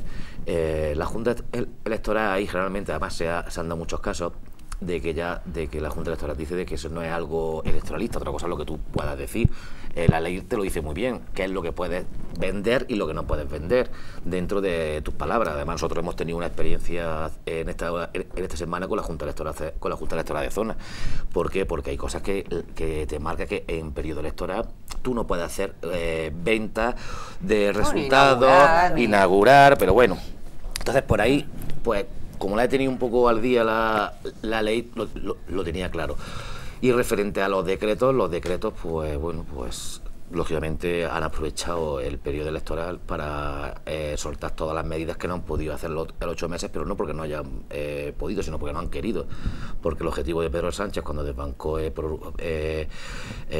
señor Rajoy fue convocar unas elecciones en el mes siguiente, pero lógicamente electoralmente no le convenía, que es ahora donde estamos. Y bueno, ya con referente delante por los lazos, es que va en relación con esto. Digo, la Junta Electoral es la que vela en estos procesos por la objetividad y la transparencia. Lógicamente había una denuncia y la Junta Electoral, otra cosa va a ser a ver cómo y desde el gobierno, ¿qué es lo que van a hacer para obligarlos? Porque ahí sí tiene que entrar el gobierno con toda la firmeza dentro de... Parece que va a hacerlo, parece, pero mientras están... Alfonso. Bueno, la obligación de un gobierno es gobernar hasta el último momento, y la Junta Electoral Central ha dicho que se pueden hacer, desestimando los recursos del PP y Ciudadanos, no sé si de los dos o de uno, pues porque el PP lo hizo también cuando gobernó y porque es constitucional, y por tanto no hay nada más que discutir en ese sentido. La obligación de un gobierno es gobernar, y sobre todo cuando te encuentras en una España asolada por la desigualdad. Entonces tienes que gobernar hasta el último momento. En relación a los lazos amarillos, por supuesto, no se puede utilizar ningún lazo amarillo por parte de ninguna institución. Faltaría más que los ciudadanos pudieran hacer lo que quisieran con sus casas y con sus vidas, pero las instituciones públicas, que son del conjunto del Estado, porque la Generalitat es el Estado español, no olvidemos que las comunidades autónomas forman parte del Estado, tienen la obligación de cumplir esa resolución, y el gobierno debe tener todos los instrumentos a su alcance para hacer cumplirla. Más que nada, no solamente por un deber legal, sino por un deber ético, claro, porque es salvaguardar los derechos de los catalanes que no quieren la independencia, que es lo que queremos la mayor parte de los españoles. Y por eso yo creo que, como creo que Cataluña el problema hay que resolverlo, y creo que lo hemos debatido en muchos momentos, España es un gran proyecto que necesita hacer un rearme ideológico en Cataluña que permita ofrecer una alternativa política a Cataluña que no genere ninguna discriminación con el resto de españoles, pero que consigamos armar un nuevo proyecto de nuestra patria, de España, para los próximos 20 o 30 años, para que Cataluña siga estando con nosotros y sean minoría los independentistas, porque no olvidemos que históricamente siempre han sido un 20 o un 30%. Hablando de cómo encauzar este tema y demás, parece que a la gente que estaba por el diálogo, por esa línea de diálogo, se lo han quitado de en medio, y la línea más dura se ha quedado encabezada por Puigdemont y demás, que quiere dialogar cuando una parte no quiere ir a la europea, es que claro, quiere ser... Pero ¿cómo solucionamos el problema? Porque hay que ser valiente. Yo de verdad que no tengo la solución clara, pero no vale utilizar la situación para sacar votos en el resto de España, como, ¿sabes? Hay que ser valiente. 155 indefinido. Y decente. No, indefinido. Un 155 real y efectivo. Y bien hecho. O sea, donde se hubiera intervenido, hubiera desaparecido, se hubiera suspendido la autonomía catalana, donde medios que sirven de propaganda, como las televisiones públicas, el tiempo que sea necesario. ¿Y si durante un año, 2? Y si tenemos un problema que va a durar 20 años más, el tiempo que sea necesario, pero un 155 fuerte, donde las personas que hayan cometido delitos sean puestas. Por supuesto, cuando los problemas son políticos, las soluciones deben ser políticas. Y los Mossos de Escuadra no pueden desaparecer porque está en el Estatuto de Autonomía de Cataluña, y por tanto es inconstitucional. Lo que está diciendo ahora mismo es inconstitucional. Habla de suspender el estatuto. Estoy hablando de suspender el Estatuto de Autonomía. Aunque lo suspenda, la solución de los problemas políticos requieren soluciones políticas. Alfonso, pero es que los problemas políticos han cometido delitos. Por supuesto, el Partido Socialista estuvo con el 155. Lo que yo estoy diciendo es que el 155 permanente es una herramienta que se utiliza por parte de algunas formaciones para sacar votos. No puede ser, pero ya lo estamos viendo. Los políticos han cometido delitos, entonces tiene que ser el Código Penal. Se debe aplicar la ley, evidentemente, pero considero... hay que ser... Yo podría apuntarme aquí el tanto de intentar sacar rédito y enfrentar a los españoles, que es lo que les gusta a un partido político. Pero no lo voy a hacer porque yo soy patriota español. Y un patriota español debe intentar arreglar los problemas. Y creo que en eso debemos estar. Me encanta que el PSOE sea patriota español. Antonio, ¿tú qué dices? Me encanta, me encanta. Hace 8 meses la patria son los derechos sociales. La patria son los derechos sociales. Alfonso, salud. No me hagáis que le diga a mis compañeros que bajen el micrófono. Me vas a mi comentario. Alfonso, ya está bien. Antonio. Porque de verdad que los que sois más prudentes lo estáis dejando prácticamente sin voz, y no es justo. Eso tampoco es justo. ¿Estoy hablando yo? Yo reconozco que la solución del problema catalán no está en mis manos.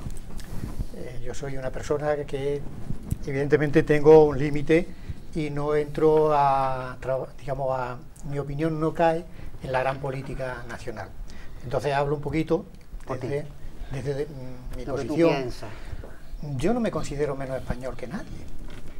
Nunca me he planteado si yo soy anti-español o anti-andaluz. Yo me considero muy andaluz, muy de Jaén, y si me considero y soy muy español también porque soy muy andaluz, ¿no? Hay cosas que sean incompatibles, ¿no? Pero con relación a Cataluña, a mí sí me gustaría hacer dos reflexiones. La primera, sociológicamente, cuando una sociedad, y ya hablo un poco, cuando una sociedad tiene un sentido independentista con relación a un Estado al que pertenece, digamos, sentimiento nacional, pues tiene un volumen, tiene un tamaño, ¿no? En Cataluña, desde que vino la democracia, tenía un peso que no llegaba ni al 20%, de catalanes que se sintieran o que no se sintieran españoles, como si se pudiera dividir, ¿no? Una cosa con la otra. Sin embargo, en muy poco periodo de tiempo, ese tanto por ciento de independentistas ha subido y ya roza el 50%. Eso no es normal. En mi criterio, no es normal sociológicamente. Un sentimiento tan profundo independentista no es normal que haya crecido en tan poco tiempo, bajo mi criterio. Habrá que ver cuáles han sido los motivos. Evidentemente, hay cosas que hemos hecho mal. Evidentemente. Habrá que ver cuáles son los motivos. Por un lado.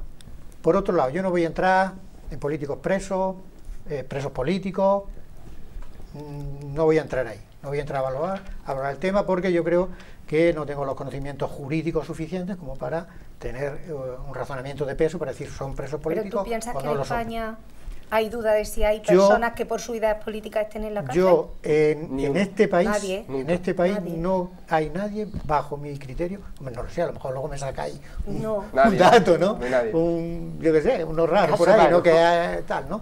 Pero no hay presos políticos, bajo mi opinión. En este país no hay presos políticos, pero sí hay políticos que están presos por haber hecho un determinado tipo de política que se ha salido de el ordenamiento jurídico, la Constitución y todo lo demás. Pero ya digo, la reflexión primera, ¿cómo es posible que en tan poco tiempo haya avanzado tanto? Y que todas las medidas que se han tomado, incluso judiciales, 155 y tal, lo único que han hecho es que incluso en muy poco tiempo, en menos de 2 años, siga creciendo el número de independentistas. ¿Quiere contestar todo el mundo? Me ha pedido todo el mundo la palabra y porque al menos me la ha pedido. Voy a empezar por Luis Carlos, pero de verdad, tenéis 1 minuto y además es que voy a mirarlo. ¿Tenéis 1 minuto? Bien, control. Porque es que quiero hablar de otros temas también. Yo, no sé, lo que tú estabas comentando, el tema sociológico. El tema sociológico es algo que cada uno se intenta quitar el ascua, además lo digo a nivel de Madrid, intenta meterle el ascua y decir seguimos teniendo los mismos problemas que hemos tenido en los últimos 30 años.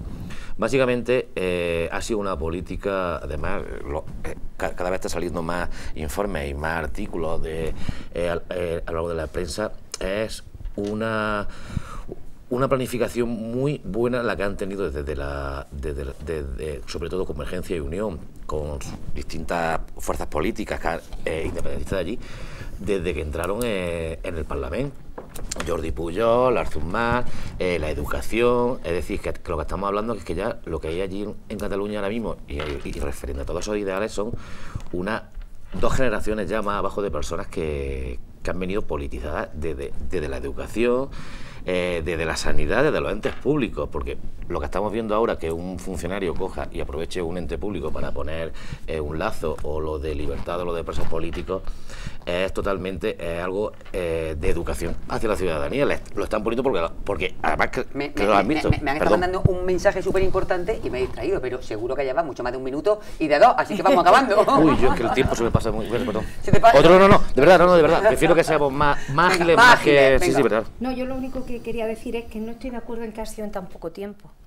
Eso se ha ido trabajando muy lentamente.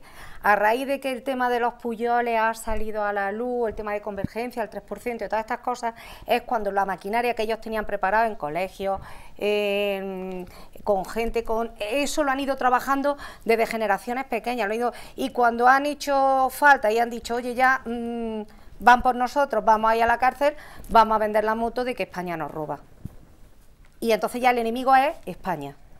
Y ahí es donde sale toda, pero no sale de golpe. Eso se ha ido a lo largo de muchos años, en TV3, en los colegios, se ha ido trabajando.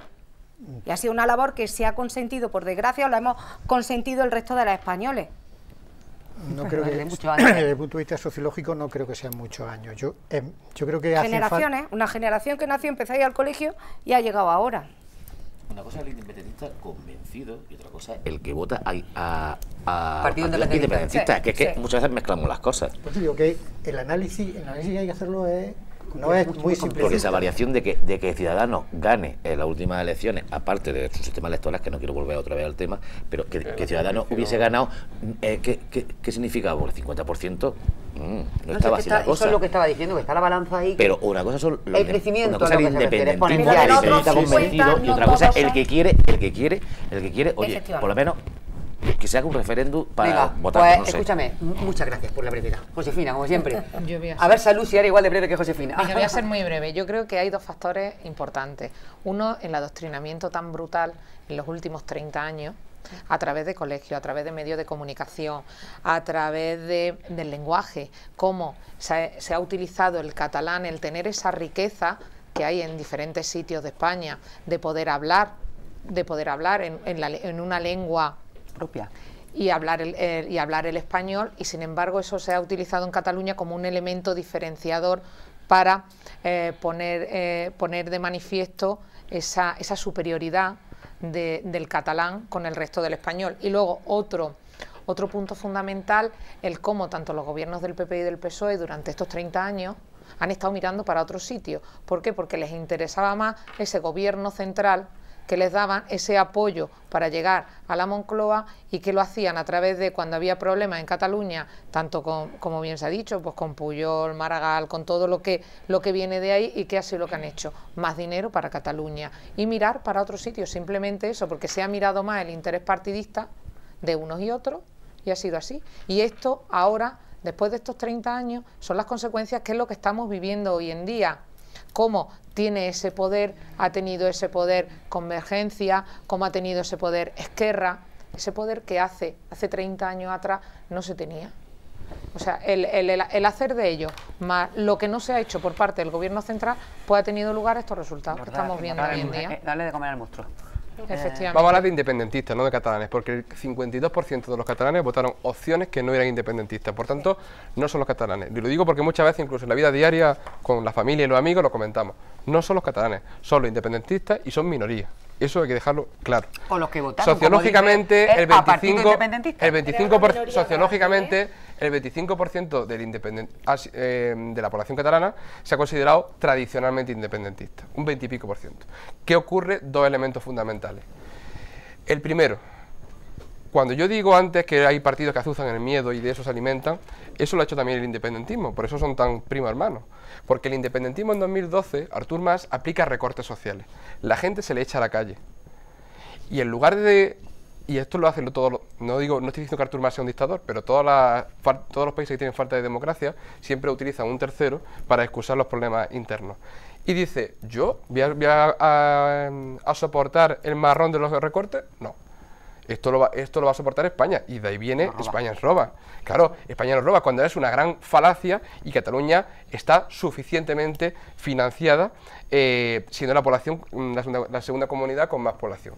A eso se le añadió, en mi modo de ver y en mi opinión, una política por parte del Estado, en la que, si bien no hizo una confrontación frontal con los independentistas, tampoco hizo una política inteligente de decir, bueno, cuando tú no quieres algo con alguien, tú le tienes que ofrecer una alternativa si tú quieres seguir esa relación con esa persona, y si no, pues no le ofreces nada, pero hay que ofrecer algo alternativo. ¿Hay que cumplir la ley? Sí, por supuesto, pero al mismo tiempo tú tienes que ofrecer a los catalanes, para ganarte la confianza de la mayoría, una propuesta alternativa, que fue lo que no se produjo. No es fácil, pero sigo insistiendo, España se construye con una Cataluña en España, y para eso hay que enamorar a los catalanes. Termina el tema brevemente, Antonio. Pues yo, a la segunda parte de mi razonamiento, yo no veo lógico que haya habido, porque no han sido 30 años, es decir, en los últimos, desde que estalló la crisis hasta ahora, el número de personas que votarían la independencia de Cataluña, estoy contigo en que una cosa es votar y otra cosa es creerlo, ha crecido de manera dramática. Entonces, la segunda parte es qué medidas podemos tomar o debemos tomar para evitar eso. Para evitar eso. Estamos hablando, la mayoría de las medidas que estamos hablando son medidas represivas. ¿Vosotros creéis, sí, no se ha ocurrido, primero judicializar el tema y luego tomar el 155... Aplicar la ley, Os pido por favor, porque él no ha interrumpido a ninguno. Me parece perfecto, el cumplimiento de la ley nos obliga a todo, pero también os recuerdo, aquellos que habéis tenido capacidad de legislar, porque teníais mayoría suficiente en el Parlamento, que ha habido leyes que cuando no os han interesado las habéis cambiado. Pues ya no.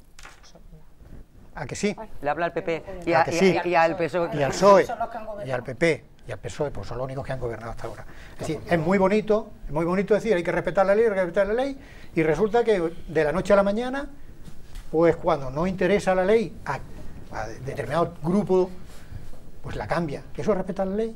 Vale, de acuerdo. Estupendo. Ahora, No. Y muy rápidamente termino.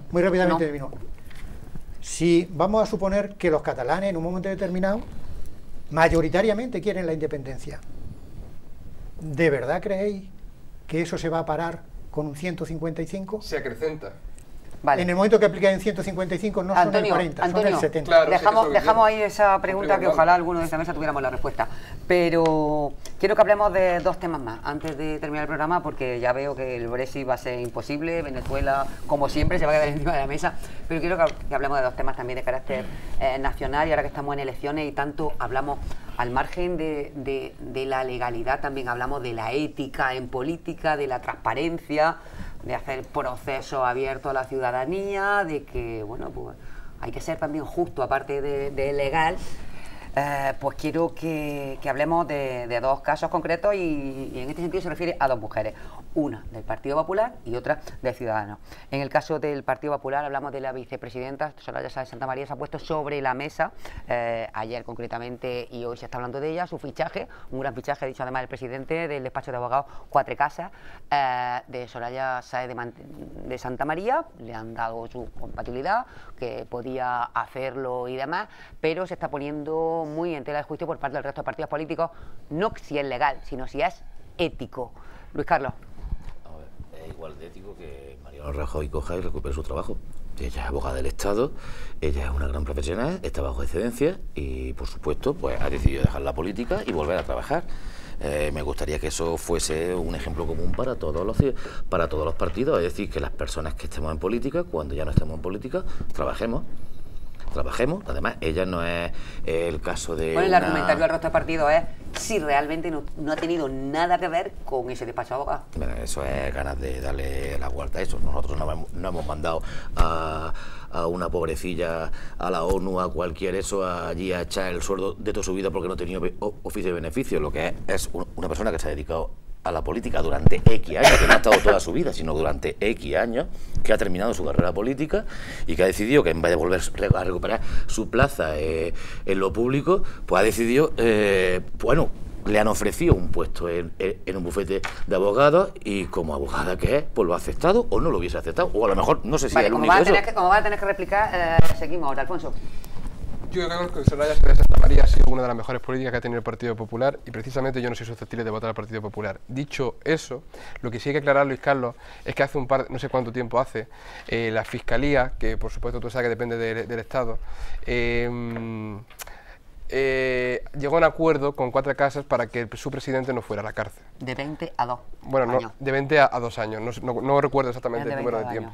Entonces, ahí entiendo yo que haya una discrepancia en cuanto a la ética. Yo, más allá de eso, no creo que es importante decir lo de la Fiscalía y por eso en eso se sustenta la posible falta de ética de esta decisión. Aún así, más allá de eso, yo creo que, vamos, ya he dicho mi opinión sobre Soraya. Y en cuanto has dicho lo de... No, ahora iremos al otro tema. Así que, mira, de verdad, qué contenta estoy de que haya sido tan breve, Josefina. Pues mira, yo en este tema creo que los políticos deberían tener un trabajo antes de entrar en política y volver a su trabajo después de la política.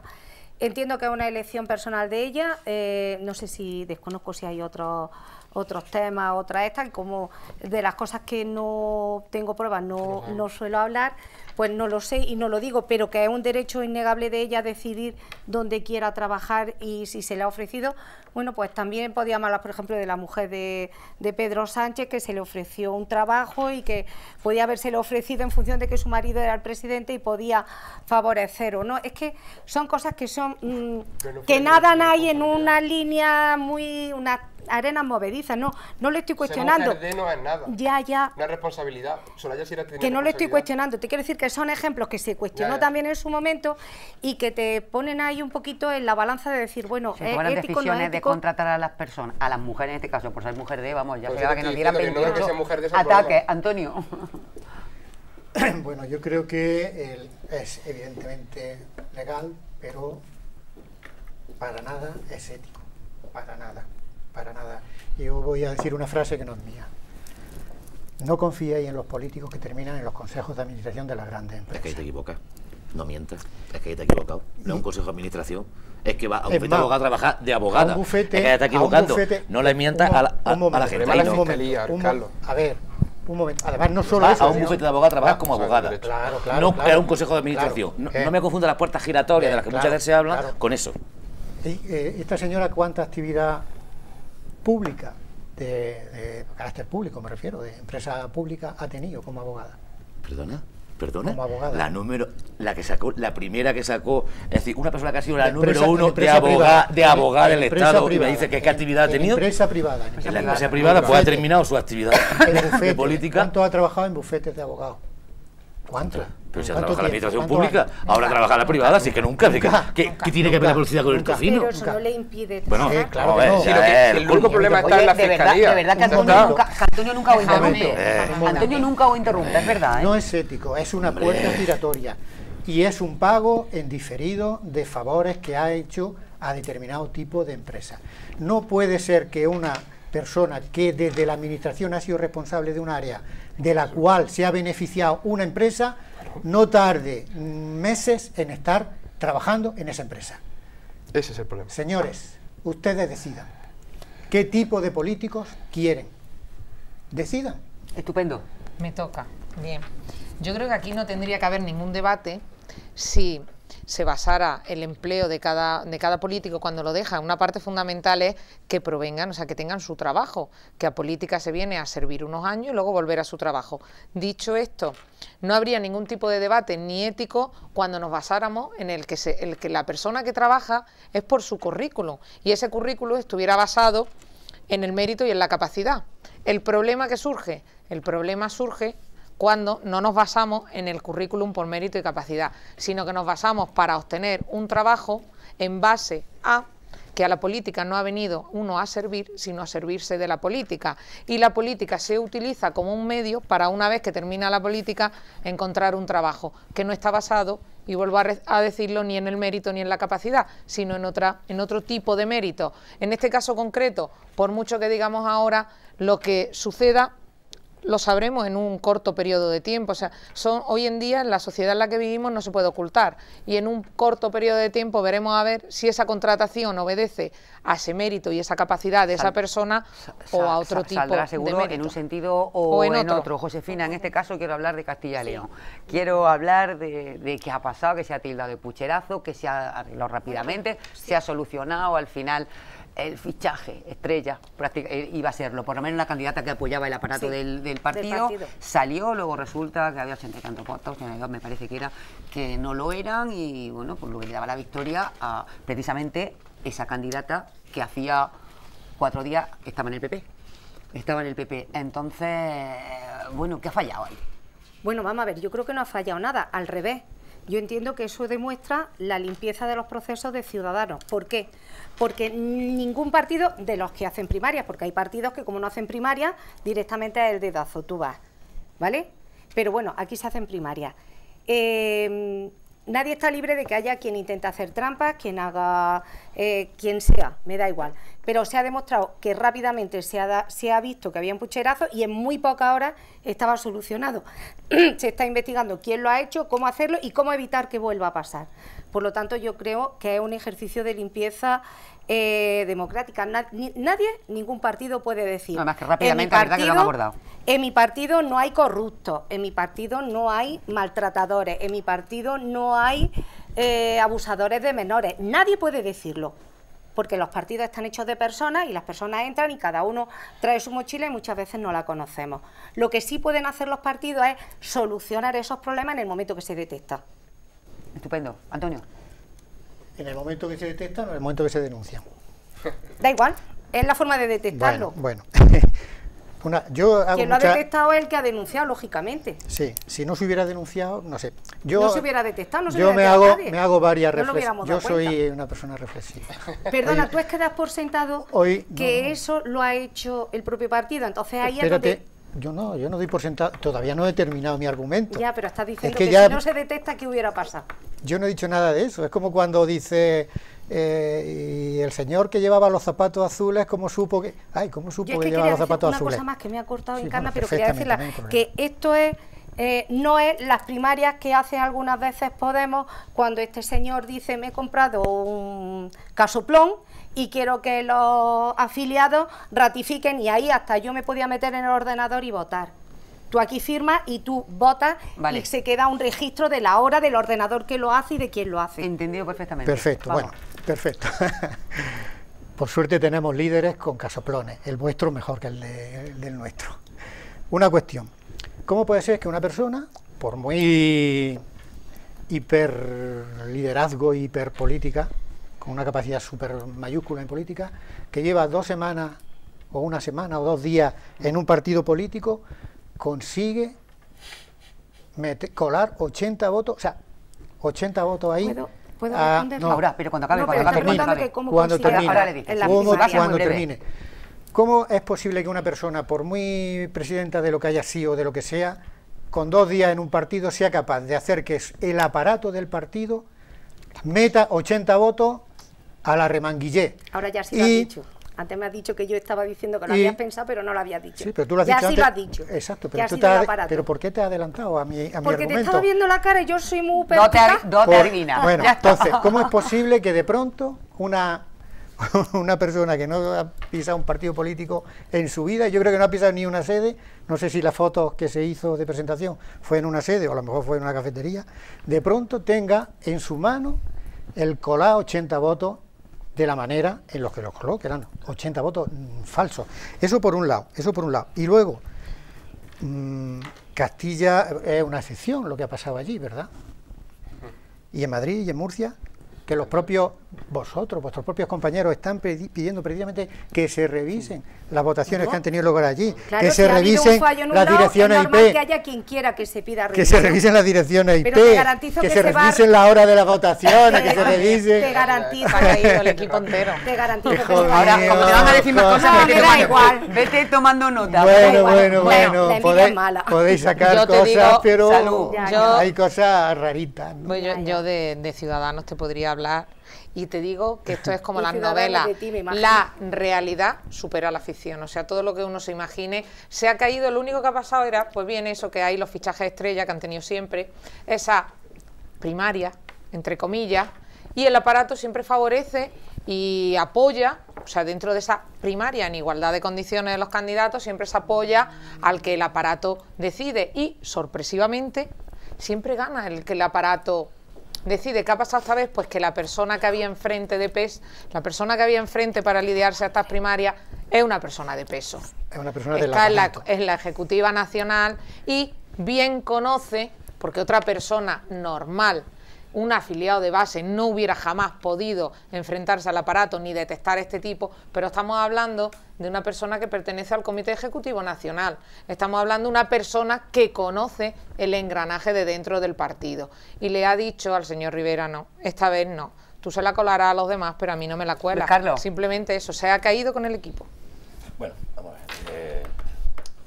Yo voy a empezar desde el principio. Primero que yo esta señora no voy a hablar, porque vamos, esta gente que se cambia de chaqueta, como que se cambia de paso. Es decir, ideológicamente no han tenido nunca unos conceptos claros, no lo van a tener ahora. De primaria, yo lo único que no me puedo hablar el único que me puede hablar de primaria aquí es Alfonso.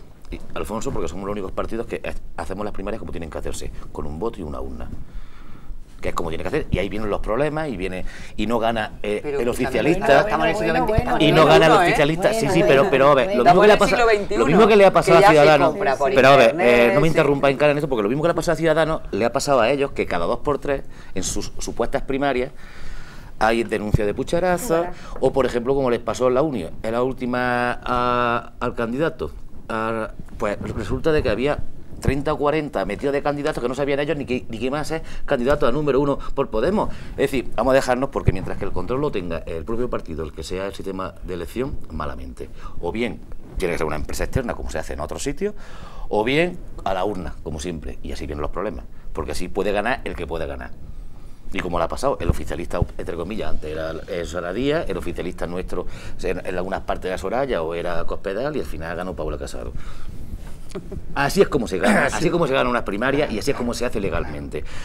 Ahora, ganando en un congreso lo que se ha perdido en la militancia. A mí yo me acuerdo cuando nos daban elecciones, yo me acuerdo cuando nosotros hemos vivido aquí en Jaén, la época del PP, vamos, yo que me ha tocado en el Ayuntamiento de Jaén en este caso, y me digáis de primarias, cuando hemos vivido todos, Miguel Moreno, José Enrique Fernández de Moya, hemos vivido todos, o sea, que habléis de primarias, de un voto y habléis de... Se presentó una denuncia por un juzgado y está desestimada. Vamos. Y está desestimada. Una cosa es que cuando alguien se cabrea, porque divisiones en los partidos, yo creo que no podéis hablar ninguno. Terminamos, Alfonso.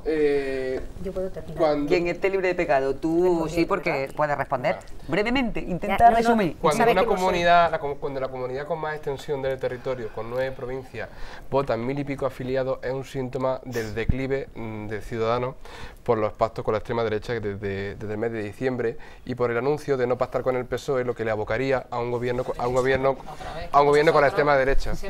Pero bueno, a lo que voy de los procedimientos. Ciudadanos, déjame hablar, por favor. Ciudadanos vino a regenerar la política, y yo en algunos puntos, yo le he dicho muchas veces a Josefina que comparto ciertos aspectos, como puede incluso compartir con otros partidos, por supuesto también con Unidos Podemos, pero cuando te encuentras 4 comunidades autónomas, 4 federaciones, 4, bueno, no sé cómo lo llamáis vosotros internamente, a las comunidades autónomas, organizativamente. Agrupaciones locales. Agrupaciones regionales.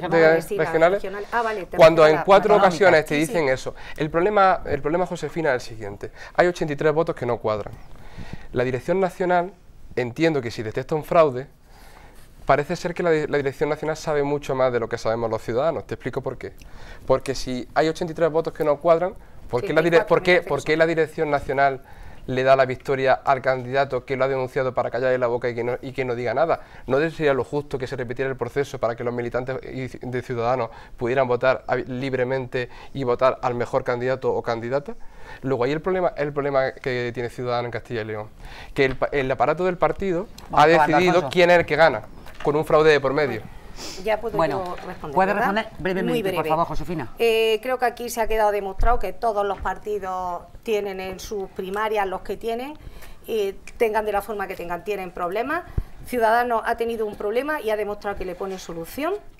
Te puedes reír lo que quieras, pero hombre, yo con las primarias que hace... Si yo no te lo digo mal, que te puedes reír lo que quieras. Que... en este problema hubo un problema de recuento que se ha vuelto a hacer y que no hay que repetir porque hay unos votos y los que están legales porque tienen su firma y su hora y su IP y todas las cosas, y te puedo enseñar el que yo tengo mío. Ahora te lo enseño después y le hice una captura de pantalla y está perfectamente. Entonces, bueno, hubo un problema, me da igual quién sea, cómo lo sea y quién lo ha hecho. ¿Pero cómo sabe el ganador? ¿Se ha solucionado? ¿Cómo sabe el ganador? Contando los votos que se han hecho. Pero si hay un fraude, no, porque se ha detectado que los 84, me parece que son 84, no 82, los 84 salieron a la misma hora de un mismo ordenador. Por lo tanto, está claro que son nulos. ¿Y cuál ha sido el resultado final? Que no lo sabemos tampoco. Pues yo de memoria no lo sé, pero eso tiene que estar. No, es que no lo sabe de memoria porque no ha salido en prensa. No lo sé, yo no lo he buscado. No, es que no está en prensa. Claro. Bueno, salud, muchas gracias por habernos acompañado. Gracias a vosotros por invitarme.